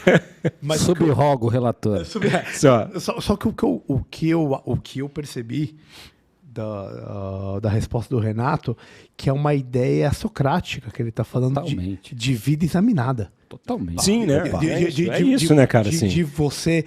Tudo bem, você tem que ganhar seu dinheiro... Maravilhoso, todo mundo acha isso, inclusive que é a bom. Mesa das crianças, né, cara? Você quer sentar na mesa dos adultos para ter papos mais legais, mais interessantes e tudo mais? Vença a mesa das crianças, pague suas contas, sabe o que é o boleto, acorde de noite para trocar a sua filha que tá cagada, né? Desculpa a palavra, mas é uma realidade, né? Assuma responsabilidades, né? Ganhe dinheiro, sustente uma família, aí a gente pode conversar de coisas legais, que é muito legal. Vem para cá que é legal esse tipo de... Mas ao mesmo tempo, isso também não é suficiente. E aí você tem que examinar a tua vida. E aí o dinheiro, ele começa a fazer parte, é uma parte importante de tudo, mas você começa a colocar ele até certo ponto. Porque aí tem outras coisas que não estão relacionadas com dinheiro que vão fazer você ter uma vida boa. Que é essa ideia de você examinar, que é o simpósio que você está falando, que é uma entrevista dessas, com um cara que, pode ter gerado pouca renda, mas... a conversa que você teve, esse bate-papo que você teve, no final, aquilo ali pode ter te gerado uma satisfação muito maior. Enorme. E você falou uma palavra que é conhecimento. Que é o que Sócrates falava. é conhecimento, meu amigo. Se a gente não for atrás do conhecimento, como que a gente pode ser feliz no final? Ele não vai vir atrás de você. Você estava falando, eu estava lembrando, lembra quando o Carlos Manuel veio aqui e a gente perguntou para ele... Cláudio Manuel. Perdão. Cláudio Manuel. Caceta. Veio aqui, a gente perguntou pra ele, cara, ele contando numa determinada altura, porra, mó tesão, tal, não sei o quê, cara, o Brasil campeão mundial, eu de Ronaldinho no carro alegórico. Pode crer. Cara, a gente parra, tal, não sei o quê. Cara, eu encantado pela história, velho, porque é uma coisa, cara, velho, é uma obra de arte. Cara, Muito bom, né? O seu Creyson fez o comício, 40 mil pessoas. 40 mil pessoas compareceram ao comício do seu Creyson. Fingindo que ele era o Ronaldinho. Fingindo que ele era candidato. Você ia ser candidato. Verdade, era um comício. Ele fala, cara, eu não era candidato a nada, parecia 40 mil pessoas achando que eu era candidato. E eu escrevi antes de escrever, eu já sabia, eu já previa isso. Eu escrevi que eu não era candidato, as pessoas me mandavam cadeira de roda. Sim, porque houve uma movimentação de zoeira mesmo, isso que acabou virando, né, um grande... Eu tô contando isso porque o que vocês estão descrevendo aqui, a gente conhece vulgarmente como crise dos 40. Né? Você para pra pensar na vida e tal. E eu perguntei pra ele, falei, cara, nesse meu auge, assim, cara, você era seu Creyson, você tava... Quantos anos você tinha? Ele falou, cara, eu tinha 40 anos. Eu falei, caralho. E aí, cara, entrevistava o presidente, era conhecido e tal, e ele falou, cara, falou aqui pra gente também, exatamente o que nós estamos conversando. Ele falou assim, cara, não era sobre isso, né? Não é... E cada um de nós aqui temos uma história parecida de que, né, nós três somos médicos, né, mas em determinadas carreiras, num determinado momento de nossas carreiras, por motivos diferentes e situações diversas, a gente teve que fazer essa mesma reflexão. E isso que foi o que motivou esse podcast, né, cara? Esse tipo de conversa. Essa é a que a gente brinca que é a saída da caverna. E você vê que... Olha que interessante, e ela acabou juntando, essa inquietação acabou juntando vocês, né, pessoas que têm muito para acrescentar e estão aqui trocando uma ideia de ou seja, talvez vocês nunca se encontrassem se a gente não tivesse esse recurso, né, que é o do podcast e tal, e tá aqui trocando ideia com outras pessoas, né, trocando experiências. Esse é o grande barato. Por que é a vida? É isso, é você trocar experiências, né? Você encontrar pessoas, né, conversar com elas, conhecer a vida delas e conhecer o que ela já fez, qual é a trajetória que essa pessoa fez, que legal, porra, onde você chegou, né, você falar o que você fez, suas coisas são legais também que você gosta de falar. Isso tudo é uma troca, entendeu? E as pessoas, tem gente que não entende isso, que acha que é só ganhar, você precisa só ganhar. Cara, isso cansa. Uma hora você vai parar, vai olhar para trás e falar, puta, não tem ninguém do meu lado. Porque ninguém acompanha isso, né, cara? Assim, você fala, porra, tem ninguém comigo aqui. Eu tô ganhando porque eu tô sozinho, eu tô ganhando, você tá dando rasteiro em todo mundo para chegar lá em cima, né? Que é o que acontece muito com essa galera mais nova, né? Assim, tipo, porra, preciso decolar, uau, e vai embora. Entendeu? E aí a gente volta naquela coisa, né, que a gente estava conversando antes do provinciano, do cara que, se ele não se expande, porque o cara precisa abrir o horizonte dele, cara. A vida é isso. Se você não abre o teu horizonte, você não vai chegar em lugar nenhum. Você vai sempre para o mesmo lugar, né? Vai apontar para um lugar só e vai embora e vai ficar sempre ali. Eu podia chegar e ficar só entrevistando gente, né? Eu olhar e falar, pô, isso aqui que eu faço de melhor, vou fazer. Não. Eu olhei e falei, não, cara, porra, agora eu vou para trás das câmeras e vou fazer outra coisa. Porra, pá! E vou fazer. Se pôr em desconforto. Cara, porque aí você já não é mais fudido. Porque se você não fica desconfortável, você fica, cara, parado. Isso aí. Foi o que o Fábio Gugel falou aqui. Não, é isso aí, ele falou. O Fábio Gugel falou. General. Desconforto é o que te move, cara. Isso aí. Você precisa de um desconforto, cara. Só pra voltar um pouco no que a gente tá falando. Gato gordo, senão você fica, folga, né? Começa a ficar mimado. Não parou, aí você fala, cara, puta, não fazer mais nada, tá ótimo aqui, não vou nem mexer. E no que a gente tava falando das pessoas que estão buscando só julgando o livro pela capa, buscando só a forma e não conteúdo, eu me lembrei agora, Oscar Wilde, que é um frasista de primeira linha, falava que um cínico é a pessoa que sabe o preço de tudo e o valor de nada. E eu acho que, de certa forma, nós temos um problema nesse sentido. As pessoas sabem o preço das coisas, mas não o valor que elas têm. E isso é um problema absolutamente atual, né? Quer dizer, como é que se organiza isso? Como é que você instrui as pessoas? A não ser pela conversa. Como é que as pessoas vão aprender se não for pela conversa das outras pessoas? Eu acho que tem um espaço muito grande de conversa hoje em dia, né? E o que você falou, Camarão, é exatamente isso. Se precifica muito fácil, né? Mas você não sabe a médio e longo prazo que retorno aquilo vai te dar, né? Porque você olha para o cara e fala assim, porra, você é um profissional, você é médico, cardiologista, não sei o quê, você ganha tanto. Pá! Pô, você já sabe se esse cara fez, quantas cirurgias esse cara fez, qual é o histórico dele, onde ele é melhor. Ele fazendo uma cirurgia, né, um cateterismo, uma coisa numa ponte safena, uma coisa ou não. Ele é só para... Ele diagnostica no olho, né, as características que o cara tem. O cara que é rápido, ele tem um sexto sentido legal, ele é um cara assertivo nos diagnósticos dele. Não, o cara não está preocupado com isso. Ele olha o teu currículo para ver onde você estudou, onde você não estudou, e fala, você é tanto. Mas quem disse? Você não conversou nem comigo nem 5 minutos, cara.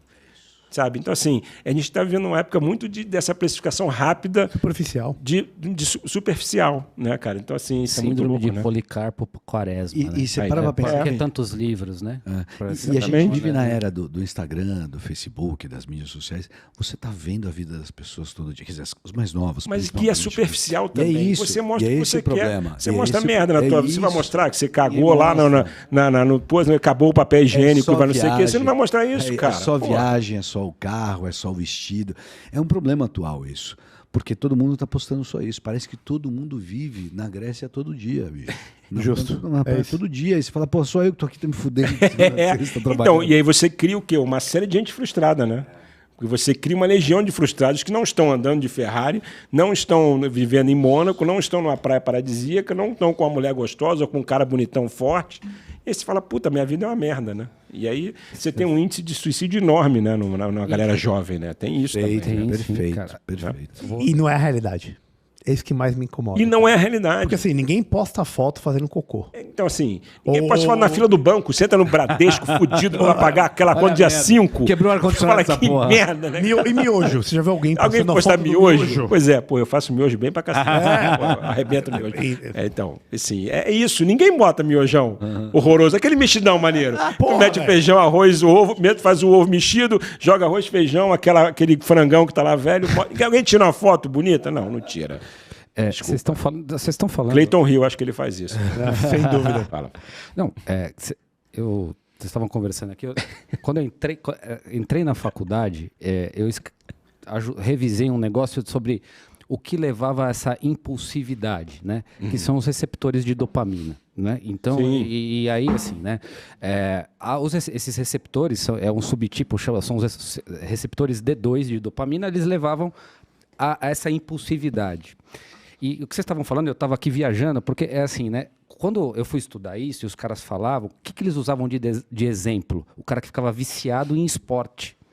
Então, o cara que pulava de paraquedas. Sim, é isso, a dopamina está ali para isso, né? Para criar essa euforia nele, né? Ou seja, é o combustível do cara, né? Cara, você acha que... Vocês estavam falando, eu estava pensando aqui, talvez, miseravelmente, a gente trocou paraquedas por celular, né, cara? Com certeza. Pode crer, sem dúvida. Porque qual é a primeira coisa que esse cara faz quando acorda? É abrir o celular e olhar, né? Satisfação. O circuito é o mesmo, cara. O circuito é o mesmo. Neurologicamente, né? Onde vai dar aquele o neurônio fala, puta, agora eu tô satisfeito. Aí o cara fala pro outro, aí, tá maneiro aqui, tá legal. Ih, caralho, tá, pabum. E todo mundo relaxa. Agora relaxa. Vê uma saia de couro, né? Fala assim, agora essa eu vou comprar. Então, no mesmo lugar, você tem, pensando em hedonismo, né? Você tem a comida, a música, os amigos, os relacionamentos, as fotos, você tem tudo num lugar só. Mas o hedonista raciocinava sobre isso e chegava no meio termo entre você e você na questão da virtude da temperança. Mas esse é o epicurista. Esse é o epicurista. Esse é o epicurista. Concordo. Esse é o epicurista. Esse é o cara bom, esse é do bom. Mediandade do prazer. Mas vocês não acham que tem uma coisa de pegar? Claro. Você precisa pegar? Opa. Sim. Justo. Mas você não acha que isso é uma coisa nossa, assim? Atenção, estou regulando todos com a mesma idade que eu. Sou um cara novo. Eu não cheguei nem nos 40 ainda. Eu comecei com 7 anos. Estou com 49, veja bem, né? Mas, assim, eu tenho essa coisa de... Eu preciso pegar na parada. Sabe assim? De sentir. Plusa. É maneira, é legal. Ele falou, realmente, atenção, se você ainda não adquiriu a sua, adquira. É uma delícia. Tá? É reserva, não é isso? Reserva. Sensacional, 100% algodão, boa, gostosa de pegar. Se você não pegou ainda, pegue, vá lá, né? Entre no reserva.inc /Beyond. EYOND. Isso, por favor, não perca, é sensacional. Então é isso, tem essa coisa de pegar. Você precisa pegar, cara, sentir. gostosa. É a mesma coisa de tomar, vou comprar uma cerveja e tal. Aí você. Isso que eu tô falando é do celular, né? A gente tá falando do celular. Sim. De compra, né? Ou seja, vou olhar a camisa no celular, mas é legal? Não é. Às vezes você compra uma merda. Né? Você não viu cerveja, comprei a cerveja, eu olho o descritivo, essa aqui deve ser boa. Você compra a cerveja, é uma bosta. Então, assim, você perdeu a sua condição, a sua oportunidade de experimentar as coisas em loco. A vida virou isso, uma coisa de comprar. A dopamina, né, que você tem no celular, ela te priva do quê? De um sentido importante, que é o tato, né? Ou que é o cheiro, de vários sentidos fundamentais na vida, o paladar, ou seja, tem um payback ruim aí, cara. Deixa eu falar uma outra coisa. Agora eu quero bater. E qual que é a culpa da televisão nisso? Muita. Imagina, a televisão é um grande criminoso nessa história, gente. Imagina, vocês estão loucos. Assim, aquilo é uma fábrica de quê? De sonho. O que é o quê? Você precisa enganar o cara para achar que ele vive uma vida feliz. O que é a novela? Boa. O que é a novela, cara? Alguma novela bate no governo, fala mal de político, você fala mal do estereótipo, né? O estereótipo você fala que é o cara da mala, o cara do dinheiro, não sei o quê. Então, assim, aí você cria estereótipos do nordestino. É o cara que é o quê? O sempre fudido, o cara que não sabe isso e aquilo. Né? Você está sempre criando estereótipo. O negro é sempre ladrão, né? Ou seja, assim, ou qualquer outra coisa. A mulher é sempre vagabunda. É ruim, o empreendedor é charcador. É isso. O cara está sempre ali, tem sempre um... Então, assim, é uma grande fábrica Ganhou de quê? dinheiro, tem mutreta. De ilusões. Se você ganha dinheiro, tem mutreta. Você não pode ser um cara honesto, né? E ganhar dinheiro. Então, assim, a TV, ela serve para o quê? É o panis e circo. Panis né? e circense. Panis e circense, né? Certo? Então, é isso. Você está ali entretendo o cara fica parado olhando aquilo ali, e ele não está preocupado que o país está fudido, né? Que ele não tem o que comer. Ele não tem o que comer, mas ele tem o dinheiro para comprar uma televisão. Por quê? Porque é o entretenimento dele, né? Então, assim, ele vai ficar satisfeito. Então, assim, essa é a grande armadilha da coisa, entendeu? Então, assim, se você não entende que aquilo ali é só um entretenimento e não é a vida real, você está fudido, cara. Porque você olha e acaba se influenciando por aquilo ali, sua vida você acha que a vida é fantasia, vai descobrir que não é, você vai ter que entrar num ônibus lotado, ou um trem lotado, e a vida não é aquilo, não é o Leblon do Manuel Carlos, né? Não tem isso, gente, imagina. E aí o que acontece? Aí os caras descobriram que falar de desgraça dá Ibope. Por quê? Porque o cara que é pobre, aí é que está o grande lance. Assim, o cara bota lá, o Datena, a puta que pariu, falando do cara que esquartejou fulano, não sei o quê. O cara que é pobre não quer ver isso. Ele vê isso todo dia, cara. O cara quer ver coisa legal.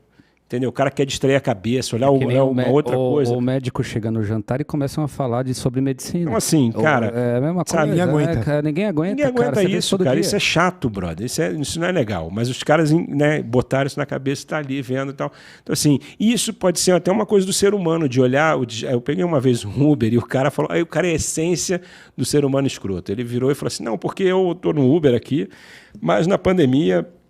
eu quase abri um negócio. Aí eu falei, Ele falou, mas ainda bem... Caramba, desculpa, Cleiton. Ainda bem que eu não abri o negócio. Eu falei, por quê, meu amigo? Não, porque quando eu ia abrir, e aí veio a pandemia e tal, não abri, eu descobri que um vizinho meu abriu um negócio e ele se fudeu. Ele faliu e tal, não sei o que. Aí eu fiquei feliz. Eu falei, como é que é? Cuzão. Fiquei feliz que ele, não abri porque eu ia me fuder. O cara se fudeu, eu fiquei feliz, estou melhor do que ele. Aí você pensa, você fala, cara, essa é assim, o cerne da questão de muito cara que tem a cabeça pequena, né? Que é o famoso, tá ruim para mim, mas tá pior para o cara, puta, beleza. Então eu tô bem. Né? Tem muita gente que pensa isso, né? E isso é muito louco. Eu não sei como explicar isso na cabeça do ser humano. Em que momento esse gatilho acontece? Porque o cara que ele...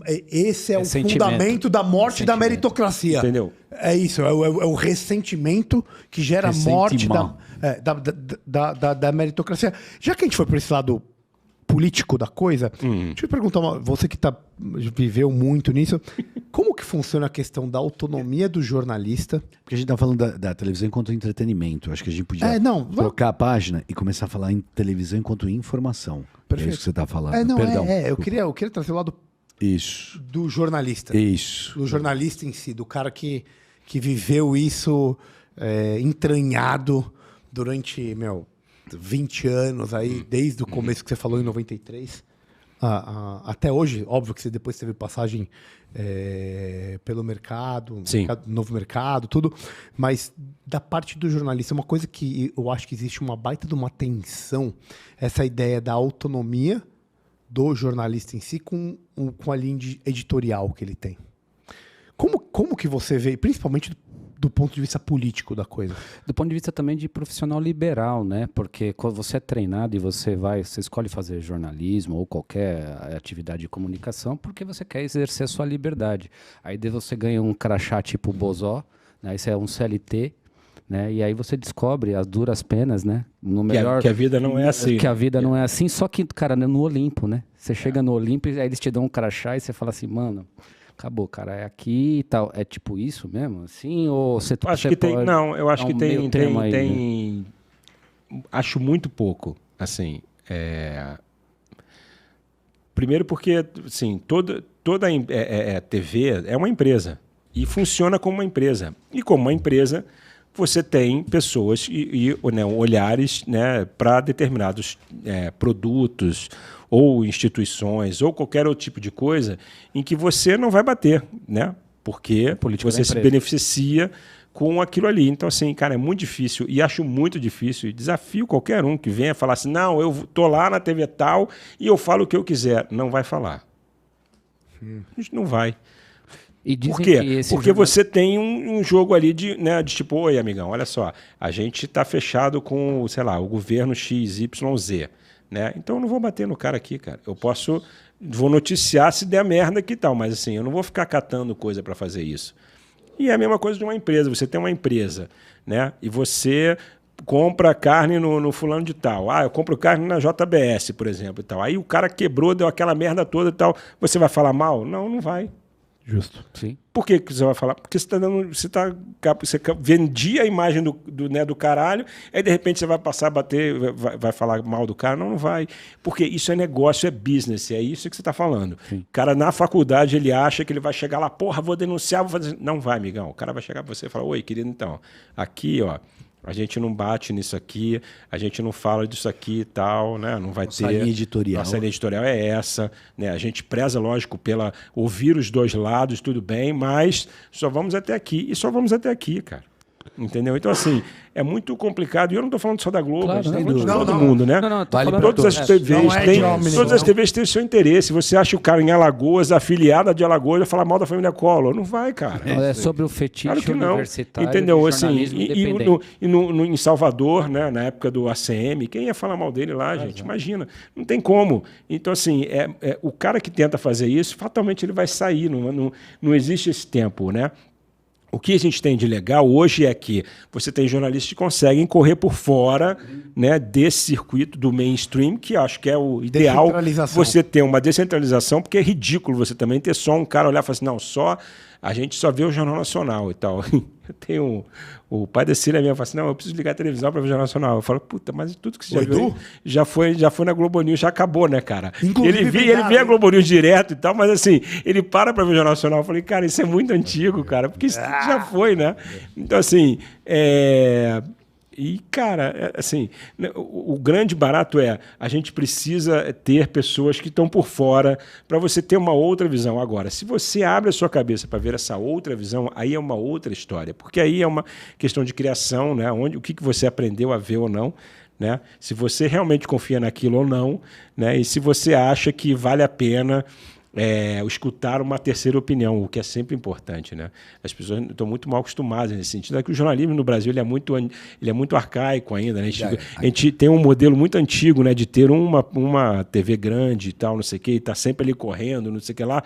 E lá fora não, você tem vários meios de comunicação, várias TVs falando sobre várias coisas, ou seja, batendo no governo, ou a favor, ou seja, você tem vários pontos de vista. O ideal é que você tenha vários pontos de vista para você olhar, perceber o que está sendo falado e tentar tirar o melhor disso ali para você conseguir seguir uma reta, né? Mas a TV funciona como uma empresa, não há esse tipo de carinho. Ou não vou dizer idoneidade porque é cruel, mas assim, não é essa imparcialidade toda. É o jornalismo independente, né? Tem várias pessoas que estudam, né, o jornalismo e falam que, tipo, esse negócio de jornalismo independente... Não existe isso, velho. Não, mas isso é um fetiche recente. Até o cara do jornalismo independente, se ele quiser um patrocínio para botar o blog dele no ar e tal, ele não vai falar mal da cerveja que tá patrocinando ele, se for uma merda. Ele não vai falar, gente. Então não é independente. Então ele não é independente. Assim, não existe isso. Não existe, gente. concordo. É uma loucura essa porra. Assim, do cara tem fala, uma não. discussão muito antiga que é a questão do fato objetivo, ou da questão objetiva. Não existe objetividade no sentido que o fato é relatado por alguém. E esse alguém tem uma interpretação do fato. E esse alguém não viveu o fato, né? É uma coisa mais grave ainda. Então, né? Assim, ele vai sempre dar o olhar dele. Né? Essa objetividade não existe. Aliás, num passado não muito distante, a gente gostava da mídia enquanto informação porque você ouvia pegar das fontes que você prezava. Sim. Era engraçado, né? Porque a notícia vinha com uma chancela daquele jornalista, daquele comentarista, daquela coisa. Mas ela vinha com a chancela porque nunca foi questionado que aquilo ali não era o correto. Nós todos prestamos não é vestibular verdade? aqui. Porque a questão é essa. Qual que era o tema da redação do vestibular? O que todo professor de cursinho falou para nossa geração? Leia a Folha de São Paulo, a Veja, o Estado de São Paulo, porque você vai estar preparado para a redação, não é verdade? Então, mas aí é que o que eu estou falando é isso, o Denis está me olhando com essa cara, tipo, porra, é isso aí? Então, quem disse que esses caras estavam certos naquela época, né, do Lacerda e tal, não sei o quê, né, Getúlio, etc. Quem disse que a gente tinha muito menos coisa, né?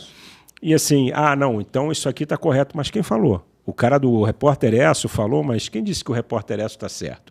Será que realmente foi isso? O cara atropelou a moça na rua e tal, não sei o quê? Ou a moça pulou na frente do carro porque ela queria se matar porque o namorado dela tinha abandonado ela? Você nunca vai saber. Eu gostei muito, Renato, do que você falou, porque a meu ver, você está mostrando, desentranhando um problema moderno. Se num passado, e era isso que acontecia, você tinha a chancela de um certo repórter, jornalista, que contava um certo fato, e você acreditava naquilo. A questão moderna, que bebe de um certo niilismo, fala assim, quem disse isso? E de repente tudo virou fake news, porque ninguém mais é confiável. Sim. E aí você foi de uma certeza absoluta para certeza nenhuma. E aí a gente perguntaria... de sentido, desorientação sobre o mundo moderno. Exato, porque a gente estava falando no passado que a gente vivenciou, sem dúvida nenhuma, para quem tem mais de 35 anos, todo mundo viu isso.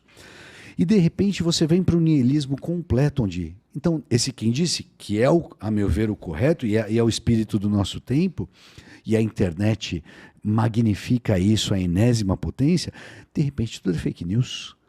Tudo é questionável. Não, mas o cara disse isso. Não, mas o outro cara disse Y. O outro cara disse X. E você, naquele mar de informações, nunca não soubemos tanto como lidar com a informação como hoje. Com o volume, né? A gente achou que a internet fosse resolver a questão. Fudeu. É a Torre de Babel. Nossa. Mas é isso. Nunca soubemos tantos de forma tão superficial sobre tantas coisas, né? Sim, então. E eu acho que está muito de como você vai balancear, avaliar e entender o que você está recebendo, né? E aí eu acho que quem tem uma boa bagagem histórica vai saber filtrar melhor. Excelente ponto. Entendeu? Qual é a informação que realmente pode ter um fio de verdade ali, né? Porque é verdade para quem? Né? Todo mundo tem sua verdade. Gente, assim, é aquilo que eu estou falando. O cara, né? A moça atravessou a rua, o cara atropelou ela. Assim, mas o fulano estava na esquina e falou que viu que a moça atravessou e o cara não freou e atropelou ela. Mas aí o outro fala assim, mas eu conheço ela e ela brigou com o namorado e ela atravessou a rua de propósito. E o cara não teve tempo de frear. Mas qual é a versão verdadeira disso? Tem 3 verdades. Entendeu? Mas assim, o carro do cara pode estar sem freio. Isso. O cara pisou no freio, não pegou e matou a mulher mesmo assim. Então assim, cara, a primeira coisas. A primeira vez que eu vi o termo pós-verdade, eu achei que alguém estava inventando. Pós-verdade. Verdade pode ser uma correção da verdade, né? Como assim uma pós-verdade? Eu achei que era brincadeira. Eu não entendi o que é uma pós-verdade. E de repente isso... Neologismo. De repente você fala assim, cara, só tem pós-verdade, não tem mais verdade. Sabe qual que é a conclusão disso? Que o caminho não é inibir a liberdade de expressão. Não, já Porque Sim, vamos chegar na PL, atenção. Vamos chegar na PL. Ele tava ali, tá? Não, mas ele tava ali, dando aquela rebolada. Ele falou, porra, vou chegar. Peraí, calma. Ele tá tentando Deixa ele, vai chegar. Ele vai chegar. Deixa ele fazer o discurso dele. Deixa ele. Não, mas o que você tá falando pra gente é o seguinte. Tem o fato 1, o fato 2 e o fato 3. A gente não sabe exatamente qual que é o fato verdadeiro. Se você inibe alguém de colocar a possibilidade, a opinião, vai ser muito mais difícil de você conseguir chegar no que realmente é a verdade. Porque tem várias coisas que estão em volta daquele momento. Então, o que a gente não pode é achar que a gente vai resolver as coisas não deixando alguém falar. Porque aí você não vai estar perto da verdade. Você pode estar perto de uma verdade que é interessante para alguém. Sim. Mas não é realmente, talvez, a verdade. Porque esse cara que atropelou, se ele falasse que o carro estava sem freio? O carro estava sem freio e essa é a verdade, resolveu o problema dele. Agora, se a outra que está lá, que ela não falasse que ela se jogou na frente do carro, resolveu o problema dela. Então, o caminho, independente do que for, é não inibir os outros. Sim. Denis, então, no momento que você para inibir isso, e aí a gente está falando da PL, na verdade, né, onde você tem um controle, né, por que esse controle ele é necessário? Porque ele interessa para alguém, não é? Justo. Ou seja, se você controla, é por quê? Porque está incomodando alguma coisa. Senão não precisava de controle. Não precisava de controle, né? Se fosse uma coisa legal para todo mundo, não precisava, né?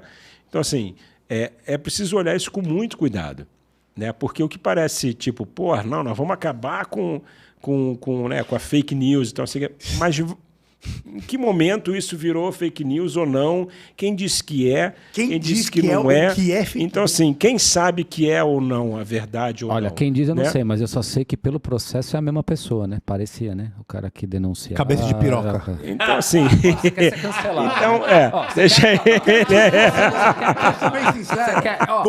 O Cleiton fechou o áudio dele, hein? Você tá de testemunho. Confirma em áudio que ele quer acabar aqui. Ele quer acabar com o nosso projeto. Ele quer acabar com o projeto.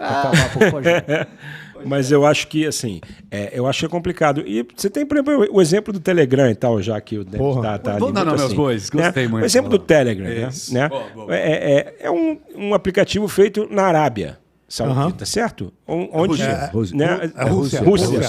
Rússia. Que tem sua base ali também na Arábia, né? Forte e tal. Oriente. Então, assim, cara, é um lugar onde você tem várias pessoas também, onde teoricamente fake news são muito presentes, porque você tem várias informações também na Rússia, imagina, né? Você tem N pessoas falando sobre a Ucrânia, se é guerra, se não é guerra, se é exercício militar, se não é e tal. RGB na veia. Então, assim, cara, por que aí aqui o cara olha e fala assim, não, que aqui agora, nós vamos proibir porque tá tudo errado, tá todo mundo falando mentira. Cara, não é assim. Não é desse jeito que você vai inibir, porque aí você inibir o Telegram aqui, mas você tá. Os grandes veículos estão falando uma coisa, um outro jornal pode estar falando o outro. Todo mundo. Você vai ter que calar a boca de todo mundo. É da natureza do jogo. Faz parte do jogo. Então, assim, não é isso que tá atravancando a coisa, né? Você tem outros assuntos que você tem que cuidar, e aí a gente está aí, fudeu, porque a gente vai passar para uma outra coisa, que é uma reforma tributária que está parada, é uma outra reforma que tá ali também, né? Trabalhista. Então, assim, você tem outros assuntos em que você realmente precisa olhar para cuidar, para realmente te andar para frente, do que você ficar regulando, né, o que o cara tá falando, o cara tá deixando de falar, cara. Cara, velho... É tão tirânico, é tão por natureza tirânico, que o processo foi passado por uma questão pela Casa do Povo. E a Casa do Povo falou, não. Ele falou assim, então nós vamos passar pelo judiciário. Ou seja, é a tirania encarnada.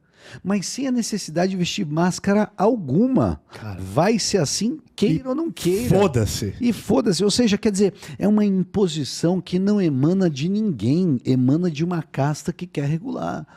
É a casta que não quer discussão. É aqueles que não querem a discussão. O quanto isso não é um absolutismo? Porra, é encarnado o absolutismo. É o ancien régime, mon ami. L'ancien régime. É exatamente o que o terceiro estado, só lembrando, a Revolução Francesa tem seu desdobramento sanguíneo, tem a coisa mais cruenta, cabeças rolaram literalmente. Sim, mas a Maria Antonieta. Né? Exato, mas a inclinação inicial Robespierre. era a quebra de privilégios. O terceiro estado estava cansado de pagar conta e ter representatividade nula. Nós temos a Versalhes brasileira chamada Brasília. Foi construída no meio do nada. Representantes vão para lá e fazem o que querem, vivem de privilégios de fato, gozam de imunidade de fato. E você não tem como recall, você não sabe o que acontece. Sim. Você vota num, o outro elege o outro elege... Essa imunidade é muito louca, né? Porque é uma imunidade que você não tem se você rouba um pote de margarina. A mulher do Carrefour que tomou a porrada lá porque pegou o leite, né, em pó e tal, não sei o que, ela não tem imunidade. Né? Sim. Então, assim, por que esse cara tem? Né? Ou se ele fizer uma merda e tal, e você que elegeu ele, ou, né, tá ali, é um cara do povo, ou seja, ele tá teoricamente legislando para você, você não pode reclamar, não pode tirar o cara dali e tal. Né? É muito complicado isso. E o né? pior é que quem faz isso não foi eleito. Ou isso. É isso que me deixa doido ainda. Sim, não, nesse caso sim, né? Nesse caso não foi, né? E não foi eleito. Foi escolhido, né? E Nesse não caso tem ele foi recall. escolhido. E não tem recall. Não Ou tem seja, recall. vai ficar lá até o final. É o primeiro estado. Vai ficar lá até os bem novos. tarde, né? Até 75 bem tarde. e lá vai, né, bicho? O que a Revolução Francesa gerou? Napoleão Bonaparte, velho. Um ditador.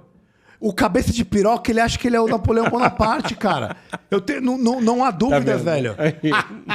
Mas é isso, cara. Ele acha que ele é o Napoleão Bonaparte, meu amigo. Ele faz as coisas agora de ex officio. Ex Não precisa ser officio. provocado. Uma boa justiça, ela tinha uma serenidade tamanha que ela precisa ser provocada para reagir. Ela precisa ser provocada. E quando você faz as coisas na Corte Suprema ex officio, isso é a tirania encarnada. Cara, não é tem assim, nada né? mais tirânico que A isso. cabecinha foi o inquérito das fake news, né? E aí, como, né? Piroca não tem ombro, depois que foi... Passou... Cabeça de piroca, então. É isso aí. É isso aí. Aí, deu onde deu. É isso aí. É isso aí, vamos. Esse é o nosso último Vamos, episódio. Então, olha, vamos ser cancelados. Eu vou ter o prazer de estar aqui. Então, bota o pique. Vamos brindar o nosso último Um brinde. Último episódio. derradeiro. Bota o pickle, então, nessa. Antes da gente. Que o PV já veio encher o saco aqui. Ih, PV mandou acabar, hein? Mas não vai acabar Que porque para, ele tem que esperar um pouquinho aí. Eu queria. Eu ia pedir se cabe um alt tab pra falar, né? Pra mudar. Cabe um alt tab de 2 minutos? Cabe. Por favor. Quer tocar? Quero. Eu queria falar da parte de mercado, de business era isso. e tudo mais e tal, né? Business School. Você construiu um marketplace, né? E a gente falou aqui de internet e tal, dessa questão de aparência e tal. Como que se constrói, cara? Você contou aqui pra gente nessa história, você é o cara que tá sempre arquitetando as coisas, né? Parece que o teu tesão é montar as coisas e fazer funcionar, Isso. e a ideia é fazer concretizar aquilo. E você efetivamente montou um marketplace onde se fazia business de pessoas que cada um precisava de um pedacinho diferente e se juntavam, mas precisavam de um negócio concreto. Diferente dessa vida de aparência de internet ou de que a gente estava comentando aqui alguns minutos atrás. Cara, como é que faz para essas pessoas se interagirem, né, sem achar que essa questão da internet, ou se você vende tanto, ou se você faz tanto, não é só sobre isso, mas é só sobre como você pode fazer de forma mais excelente o seu talento, né? Como é que você vê esse problema cara, e aí talvez seja uma das grandes fontes de sucesso de como integrar o passado que a gente estava falando com essa incorporação digital, né? Eu acho que tem momentos aí, né? Acho que a gente ainda está vivendo ainda um momento de transição, né? A gente está com essa galera toda que é nova, né? E que está correndo atrás desse dinheiro loucamente, né? E sem buscar tanto essa qualidade.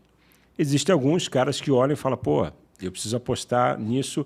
Já foi né? Já tive uma qualidade menor porque eu filmava em casa, o áudio era ruim e tal. Hoje em dia eu preciso buscar uma qualidade maior. E aí talvez esteja essa migração e eu acho que é fundamental para qualquer lugar ter essa...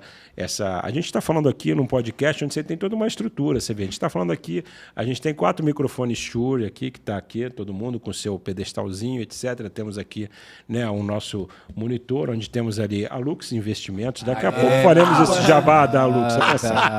Né? Nada como um cara que começa aparecendo jabá, ali, que é importante. Por quê? Porque você precisa manter as pessoas trabalhando. Você precisa gerar empregos, amigão. Ninguém trabalha de graça, desculpa, para fazer isso com muita qualidade, do jeito que você está vendo na sua casa. Então, por favor, quem vai fazer esse jabá da Lux? Eu vou terminar depois a minha resposta aí. Quem vai falar isso? A Lux Investimentos. Porque é o seguinte, a gente está falando de business, a gente está falando de business, a gente está falando de school, de ensinamento. Se tem alguém que faz isso muito bem, são esses caras, Ronaldo Belo, Alexandre Sandoval. Olha aí. E sabe qual que é a dica do momento, meu amigo? Tá preocupado com o seu dinheiro? Você não sabe o que esse governo vai fazer? Ó. Você tem dúvida se os juros vai continuar subindo? Se a Selic vai continuar acima? E se baixar na marra, sabe o que vai acontecer? Inflação, meu amigo. Isso. Ela vai pra casa do chapéu. Sabe o que eles falam pra gente? Dolarize. Dolarize a sua carteira. Agora, eu pergunto, meu querido Renato, quantos % da sua carteira você deve colocar em dólar? Você sabe disso? Alguém precisa me aconselhar. Quem faz isso muito bem são os caras da Alux. Não só o quanto você deve colocar, como aonde você deve colocar e por quem que você deve fazer isso. Porque tem uma coisa que é muito importante, que chama-se confiança. E quando a gente fala de dinheiro, a gente tem que ter confiança. Por isso que foi o que eu fiz com meus investimentos através desses caras. Estão me ajudando. Eu tirei minha grana do... Posso falar? Vale.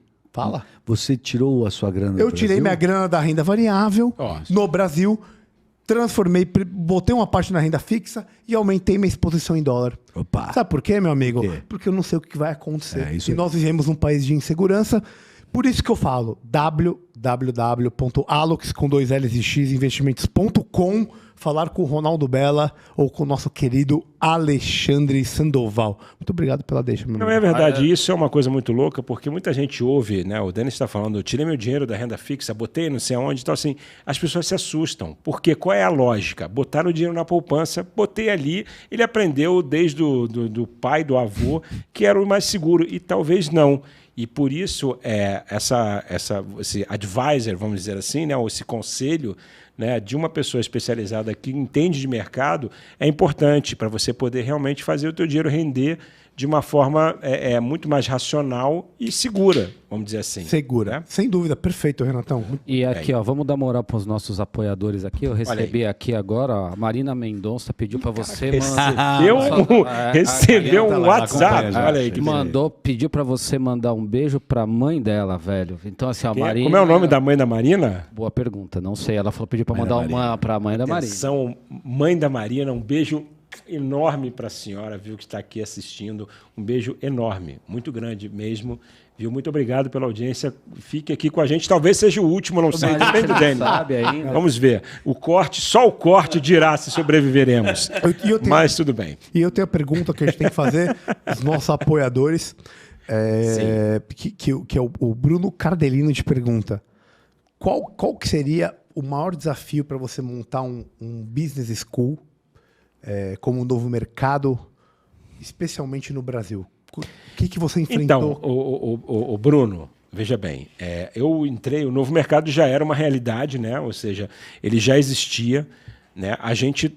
Eu trouxe com a minha equipe uma qualidade, né, que você não tem normalmente nesses cases de escolas ou EADs, né, ou seja, learning schools, etc., né, ou seja, escolas de ensino à distância, né, que você tem ali. O Ícaro já tinha uma qualidade no novo mercado, né, e a gente profissionalizou isso mais. Eu acho que esse é o grande caminho, né, você trazer profissionais de outras áreas que entendem mais dessa área de audiovisual, né, de trabalhar melhor o seu brand, ou seja, a sua marca, né, para que você consiga se expor ainda mais nas suas redes sociais ou nos canais que você usa para divulgar o seu produto. Então, o ideal é você ter uma equipe que entenda sobre isso, equipamentos bons para isso. Ninguém gosta de ouvir ou ver um áudio que tenha um vídeo que tenha um áudio ruim, uma imagem ruim, né, uma imagem pixelada. Então, o que você tem que trabalhar bem? Microfones de qualidade, câmeras de qualidade, né, um cenário que seja minimamente interessante para a pessoa ver, não entupa o seu cenário de coisas, porque você vai chamar mais atenção do seu cenário para aquilo que você está falando, e isso é fundamental, entendeu? Para que você tenha a atenção do cara, reter a atenção do cara naquilo que você está falando, entendeu? Não encha a sua tela de caracteres, ou seja, númerozinhos e telas, etc., passando por cima, nem na cara do cara que está falando, entendeu? Então, assim, trabalhe com informações concisas, entendeu? Diretas, informações, orações diretas, ou seja, escreva textos que sejam textos não tão longos, sejam curtos e objetivos, para você dar o seu recado logo na primeira fase, aos 10 segundos. 10 segundos iniciais do vídeo é onde você vai prender o seu lead. Depois de 10 segundos, se o cara gostar, ele vai ficar. Se ele não gostar, ele vai mudar o canal. Então, aprenda que o início é muito importante. Não fica aquela parada de vou guardar o melhor para o final. Não. Dê logo uma porrada no início e aí no meio você vai contando sua história até o final ali. Então é basicamente isso, Bruno fala. E aí eu o Denis já deu várias porradas aqui, então assim, é isso. E como que você vende isso? Depois que você criou? Tudo bem, eu entendi. Você está falando da criação, da produção que tem que ser dessa forma. Qual que é o chance da venda disso? Vou dar uma aqui, falando dos nossos apoiadores, né? Assim, vamos a eles, então. Falando dos nossos apoiadores, né? A maioria, e assim, a gente fica muito feliz que isso está diminuindo, né? Mas os nossos apoiadores iniciais são médicos. Sim. São profissionais liberais. E são médicos que exercem de forma muito, muito digna a sua profissão. Nossa. E eles são caras muito bons que, se duvidar, ele vai cair na rotina da CLT. E a gente vê isso geracionalmente, né? O que todo profissional liberal corria, né? Isso passa a ser uma fonte de desejo. Isso é natural. A gente conversou aqui de idade e Sim. tudo mais. Mas como é que você...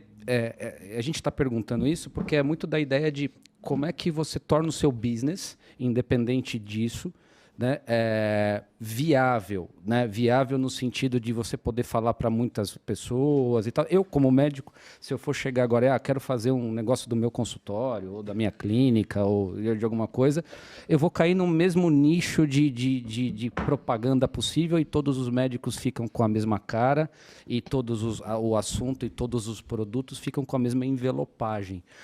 O que você propõe são coisas diferentes. Sim. Se eu tenho uma clínica, que eu tenho uma coisa e eu preciso só de um produto específico, eu vou buscar esse cara específico, um gerente de vendas, porque eu quero, né, fazer um negócio. Então, a gente precisa entender o que você faz, por exemplo. Qual seria o seu produto principal, por exemplo? O que é o seu melhor? Uhum. Né? Por exemplo, vamos lá. O que você faz de melhor? Você fala, pô, Renato, isso aqui é o que eu faço de melhor. Certo. O que é?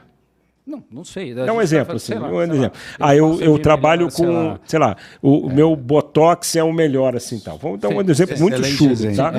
É isso. Eu trabalho melhor a minha aplicação de Botox. Então, tá, tudo bem. Você trabalha melhor a sua aplicação de Botox. Quantas pessoas estão fazendo isso? Várias pessoas estão fazendo isso, mas qual é o teu diferencial? Não, meu diferencial é que eu trabalho com um produto que é importado da Alemanha e eu aplico ele no cara aqui, eu tenho todo um cuidado de aplicação que é para ele não ficar com o rosto torto durante tantas semanas, ou ele vai ter uma recuperação mais rápida. Né? Então, e a minha clínica, o cara vem aqui e ele tem uma outra ambientação. Ele chega aqui, senta na minha cadeira, ele olha no teto, tem lá uma tela onde eu passo o Netflix, o cara pode escolher o Netflix e tal. Cleiton, canta, meu filho, diga. Vai, puta experiência. Bem? Tá bom? Então tá bom. Obrigado, querido. Ele tá nervoso, o Cleiton tá tenso. Ele não é um sapo de cinto. Ele está nervoso. É isso, não é Evilásio. Então, assim, o barato o que a gente vai trabalhar onde? Na tua experiência, né, no produto que você trabalha, qual é o diferencial desse produto para o resto que está no mercado, e muito tem a ver com o core da sua empresa, ou seja, o que você é, né? Qual é a tua experiência? O que você tem de diferente? O que você pode oferecer para o teu público de diferente do que o resto do pessoal está fazendo, e a qualidade do trabalho que você...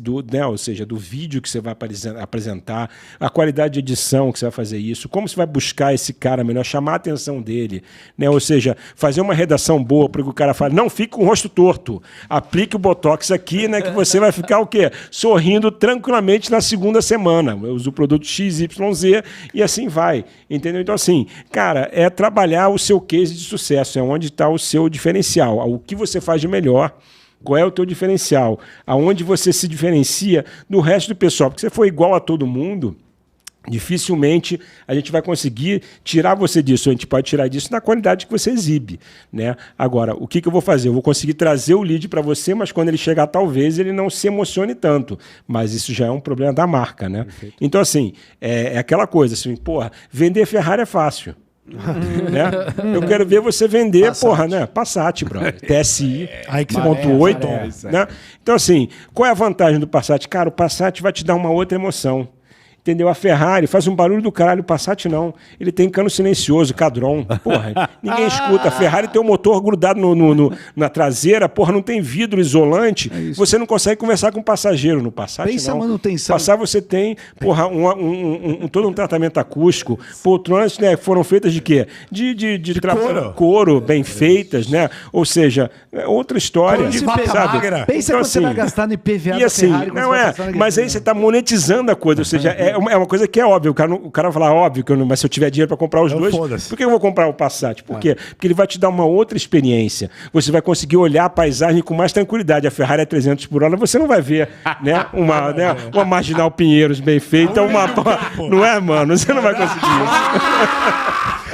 Pessoal, não, o PV já xingou. Não dá mais tempo. Infelizmente.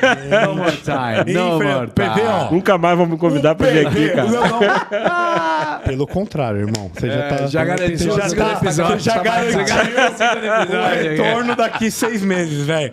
Porque assim, quem é bom, volta em 6 meses. É isso aí. Isso é muito bom. Agora, a porra do PV, o arrombado do PV. Aí, finalmente saiu arrombado. Atenção, você viu o cara do PV? Ele ia falar. Já me mandou 13 mensagens aqui, mas ninguém mandou demorar pra preparar o som. Então é por isso que demorou um pouco a mais. Mas nós temos nosso querido... O fantástico pitch do livro. Pitch do livro. Antes do pitch do livro, eu queria só lembrar, camisetas. Garota, aqui, ó. Cara, 100% algodão. Reserva. Sensacional, reserva, vai. Reserva.inc/beyond BYOND. Na boa, essa aqui é a minha favorita, velho. Platão. Não tem pra ninguém, meu irmão. Não, tem Miltiades, velho. Tem ali, ó. O homem da maratona. Esse daqui é verdade. Esse é o elmo de E é o elmo, olha aí, ó. É o elmo dele. Mostra pra ele o que tá escrito do lado do elmo aí. Sensacional. Essa é uma réplica autêntica de museu. Cara, e é pesado mesmo. É de bronze. É de bronze mesmo. É do material sensacional. Olha o escrito, Renatão. Isso é real. O elmo está escrito Miltiades. Foi encontrado no Santuário de Olímpia.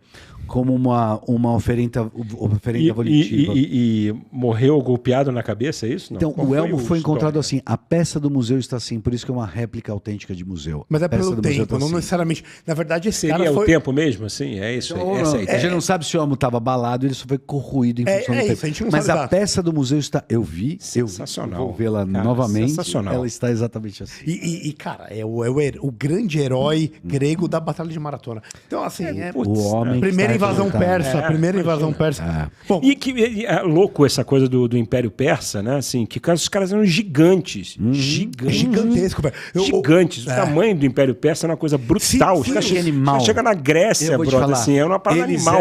Eu vou te falar, porque Assim, pra mim é muito forte. Heródoto fala isso de certas formas. Os persas eram gigantes e os gregos eram livres. E aí pode estar o grande problema. Porque eles tinham uma necessidade enorme da coisa do sultanato e tal, não sei o quê. Ou seja, nem quando passou pelas mulheres, que as mulheres lideraram o exército persa em algum momento, logo Não, quase tem uma mulher. do meio para o final, uma mulher, exatamente. Artemísia, é isso. na Batalha né? de Salamina. Então, assim, Isso, nem assim a coisa, ou seja. E ela era grega. Ela não era persa, ela era grega. E isso está no DNA do grego, né? Ou seja, essa coisa da luta, da liberdade. Da liberdade. Da liberdade. Da luta pela liberdade. Eleuteria. etc. Isso tem que estar no- E antes de Alexandre, um persa, Ciro, O grande. o Grande, foi o maior general da história antes de Alexandre o Grande, que foi tutelado por Aristóteles. Olha, lá chegou o PV. Olha aí, PV. O PV chegou para acabar com tudo. Ele chegou para acabar com tudo. Pra certificar que acabou. Semana que vem está voltando para a voz de conteúdo. Semana que vem é voz de conteúdo. Eu vou editar cast ao caralho. Semana que vem é voz de conteúdo. Calhão, explica o que é o pitch do livro pro Renato, para quem não conhece, por favor. Cara, vamos lá. 3 histórias, 3 coisas, 3 ideias que passaram na nossa cabeça e que a gente achou interessante trazer para o nosso papo. A primeira parte é você, no melhor estilo Mandiná. Isso, eu conheço. Né? Vai dizer quem trouxe qual livro. Não tem como você saber, você tem que chutar. E a ideia é o escamoteamento. Difícil mesmo, porra. Vocês três, hoje vocês trabalharam bem. Um é do Caio, um é do Regis, outro é meu. E a gente escolheu 3. Você tem que tentar adivinhar qual que é dos 3. E aí, depois a gente revela e tenta vender o livro pra você. 1 minutinho pra vender, quem vender melhor. pitchzinho. Esse leva pra casa, é o pitch do elevador. Vamos lá. Quem trouxe qual livro? Não, peraí. Fala, lê o livro. Vai lá, Amara. É o quê? Vamos lá, primeiro livro. A lei. Quer dizer, Breves lições do nosso querido parceiro Denis Garcia Xavier. Monstro de não. Frederick. O Denis é um cretino, não tá aqui, deixa ele comigo. Mas hoje ele tá lançando lá a Conquista. 20 horas da conquista dele. A Conquista. Frederick August Hayek e a ingenuidade da mente socialista. É um gênio. Quem trouxe esse livro, meu amigo? Calma. Não, peraí, fala outro livro. E aí chegamos com outro monstro. vai no segundo. Frederic Bastiat, A Lei. A Lei, Frederic Bastiat e Bastiat. Hayek. Tamo foda aqui, hein? foda, difícil, hein? foda, Tá foda, difícil. foda. E aí nós temos um terceiro, Alexis de Tocqueville. L'Ancien Régime et la Révolution. O antigo regime. Muito croissant. O antigo regime et la Révolution. Pegue la baguette. Pegue uma baguette. Então, são 3 obras antitotalitárias, de certa forma. Sim. Mas uma é, Tudo mais liberal, né, política e outras são mais econômicas. Quem trouxe o quê? Meu querido Renato. Bom, no melhor estilo Mandiná, Isso. acho que a ingenuidade da mente socialista. Caio César. Caio César. Acho que Me chamaram recentemente lá de totalitário. É verdade. Não. acho que a Lei Bastiat Bastiat. é Camarão. Opa! E o velho regime. Alexis Tocqueville. Posso ter errado todo mundo, né? Não. Não, calma aí. Vamos ser como ele não é o Fábio Gurgel, A gente pode falar a verdade. Fábio Gurgel, ele pode chegar aqui e falar o que ele quiser. mas ele Puta que pariu, eu errei todo ele fala o seguinte. Todo mundo fala assim, senhora. Não, lógico. Então, assim, a lei é dele, o regime é dele. 0%! Puta que pariu. Errou tudo. Quem é? A lei. Hayek. Eu ia no Hayek com ele, sabia? Esse aqui, ele é muito óbvio pro Camarão. Mas é que é o seguinte. Mas irmão. é que o Magal escamoteia. Ele escamoteia. Não, ele gosta então. de dar um. Foi muito óbvio pro Camarão. O Denis me enganou, realmente. No começo, quando ele falou do nosso grande Hayek e tal, não sei o que, eu falei, puta, é dele. Né? Mas fiquei na dúvida. O Bastiat e o coisa que eu tava o Tocqueville, eu fiquei na dúvida mesmo, entre os dois. Mas eu vacilei, podia ter dado o Hayek pro Denis. Mas vacilou, tá vacilando. Mas vacilou, já era. Um abraço. PV já está ali, né? Garantido no final do coisa. Mas a gente gosta de enrolar quando o PV tá aqui, sabe? Quando ele sai, a gente é mais rápido. Engraçado. O PV é São Paulino, que ele tá com a camisa meio de São Paulo. Corinthians. Pode em Corinthians. A única coisa boa dele Mas não é... ofende. Caião, começa você. Vai lá. Cara, é o seguinte, né? Bastiat, eu vou ser curto, breve e preciso. Né? É o seguinte, o Estado acaba com a sua individualidade. Né? E esse livro bastante curto, é um livro fácil de ler. As pessoas às vezes têm até um pouco de preconceito, né, sobre livros autores pequenos, clássicos. né? Não, autores clássicos. Sim, Puta, sim. Bastiat é encriptado, é uma coisa que não dá 113 páginas, né? E você aqui ele demonstra que toda forma antilibertária e toda a expansão, não existe vácuo de poder, para onde o Estado administra, atua, tem uma diminuição das liberdades individuais. E aqui esse livro ele defende, né, a questão da lei, da propriedade privada e da sua liberdade individual. Esse é meu pitch. Boa. Muito bom. Muito bem. bom. Pode falar uma coisa? Ser bem sincero? Manda. Esse foi um dos primeiros livros que eu li quando o meu, não digo gosto pela leitura, porque eu sempre tive, mas quando eu comecei a fazer disso algo Rotina. Rotineiro, esse foi um dos primeiros livros que eu li. E a lei mostra muito aquilo que você vê e aquilo que você não vê quando você promulga uma lei. Então eu acho que isso aqui é mandatório para qualquer pessoa que tem um pensamento liberal, tem que ter isso na cabeça. É uma bela escolha, Caião, parabéns. Porra, obrigado. Parabéns. Belíssimo. Eu ou você? Pode ir. Tá bom. Então é o seguinte, Ladies irmão. first. Tá aqui a Tamo engenho. junto, meu querido. Tamo junto, meu querido. Te amo, sabe disso. Senta o pau, senta o pau. Eu ia falar uma coisa, mas... Aí, pronto, desconcentrou ele. Eu já tô jogando mandinga. Eu fiz questão, Começou o jogo, ele fez a falta. Não. Ele já deu na primeira. Ele entrar na área, né? Carrinho, ele já deu Eu carrinho. fiz questão de trazer o nosso querido Denis Garcia Xavier por ele não estar aqui. Excelente. Isso. Porque danado. ele é uma parte importante de tudo. Então eu queria que ele estivesse aqui, pelo menos na ideia. E como ele foi o idealizador desse livro, eu trouxe ele para você. Mas sabe por que eu trouxe mais esse livro para você? Porque aqui, A Ingenuidade da Mente Socialista. Eu queria tentar explicar como um cara que é tão celebrado mundialmente, esse economista, filósofo austríaco, um dos maiores representantes da Escola Austríaca de Economia, um sistematizador do pensamento liberal clássico do século XX, inclusive Prêmio Nobel de Economia em 74, pode ser rejeitado nesse país, que é o Brasil, que tanto clama por conhecimento e progresso, meu amigo. Clama foi bonito, hein? E sabe por quê? Boa. Sabe por quê? Porque a realidade, cara, ela não existe para você celebrar expectativas pessoais individuais, tá? Ou para você se moldar ao gosto de mecênicos que existem por aí. Cara, talvez... Ele tá lírico hoje, hein, Camarão? Tá bonito, Sétimo tá bonito. minuto, tá bonito. Eu tô querendo esse livro aí. Eu já vou pegar esse livro aí. Gosto líricos, gosto Ninguém compreendeu a dinâmica daquilo que é real como Friedrich August Hayek. E é aí que mora a ingenuidade da mentalidade socialista, que faz questão de não compreender a realidade e a essência do ser humano. E é por isso que eu trago o Hayek para você. Olha aí. Muito bem. Lindo. Foi bom? Foi bom. Pitch foi bom? Comprido. Excelente. Mas O Camarão que sofreu agora, tá ferrado. Vamos né? lá. Save the best for last. Vamos lá. Aí. Então o negócio é o seguinte. Então, quando a gente pega os modernos, nós estamos pegando Bashar e Hayek, é difícil pegar dois pesos pesados. Você foi... E os caras falam de economia enquanto um poder fundamentador da vida, que é fantástico. Mas a vida, na real, ela se dá dentro de uma política, porque é um relacionamento entre as pessoas. E ninguém foi tão longe na análise do totalitarismo, que é o que a gente vive hoje enquanto política, do que Alexis de Tocqueville. Ele vivenciou a Revolução Francesa. E ele foi para os Estados Unidos observar a Revolução Americana. E escreveu Democracia na América. É isso. Então ele conseguiu ver duas Tratado, revoluções. É um homem Dois que volumes vivenciou eu tenho. duas revoluções. E me chama muita atenção, para vocês que só estão ouvindo a gente, que não podem ver o vídeo, Isso.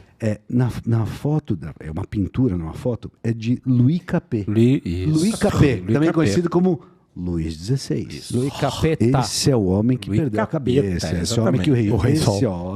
esse é o homem que Robespierre. E estão falando assim, La Guillotine. fora com a cabeça dele. La Guillotine, Celebrado que em vai- a Versalhes. guilhotina? Celebrado em Versalhes. Exato. Muita coisa. E isso é a celebração do ancien regime, onde pessoas com privilégios gozam de poderes totalitários e oprimem aqueles que realmente querem fazer algo Tipo da vida. Brasília.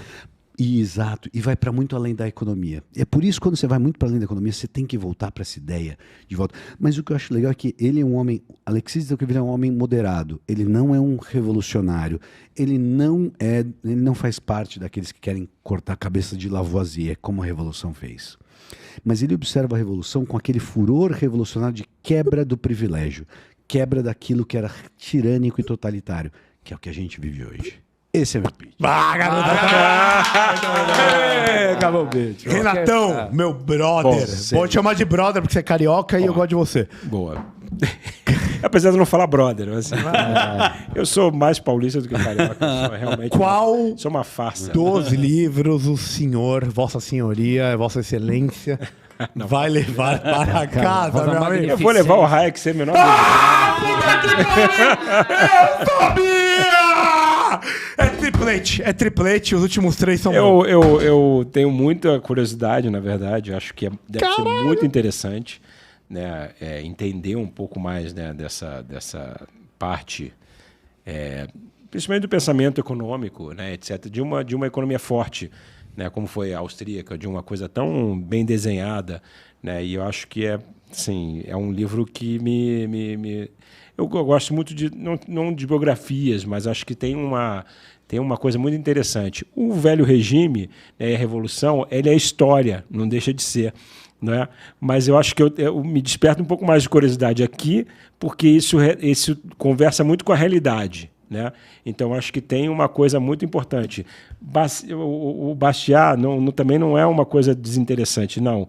Mas talvez eu acho que a minha não entrada no direito, por exemplo, né? Seguindo o que meu pai fez, na verdade, talvez eu possa olhar e falar, cara, não, esse aqui ele é bom, mas eu ainda preciso entender um pouco mais aqui, né, essa parte econômica. Então, assim, eu gosto muito, acho que pode ser muito interessante o Hayek aqui. E o Denão foi Denão. o Denão foi E é do Denão, é isso. É do Denão. O Denis está, porra, ele está na falha comigo. Eu falei para ele que ele é uma vergonha não estar aqui. Mas... Eu liguei pro Denão hoje e falei que eu ia ganhar o pitch do livro com o livro dele. Ganhou. E tá ganho, meu brother! Ó, TV aí de volta. Só pra falar, só pra terminar. A gente chama ele de Denão, não é só no aumentativo de Denis. Ele é embora grande, né, esteja cara? Ele metro é largo. grande, é. Não é só isso. Largo é a melhor forma de chamar o cara de gordo, né? Você está largo. Ele é né? largo, ele é amplo, ele é largo. É tem um ombro- platônico. Então, É platônico. mas por que eu tô falando isso? Porque tinha um grego, um filósofo grego fantástico chamado Aristóteles, discípulo de Sócrates. E ele era um homem com ombros muito largos.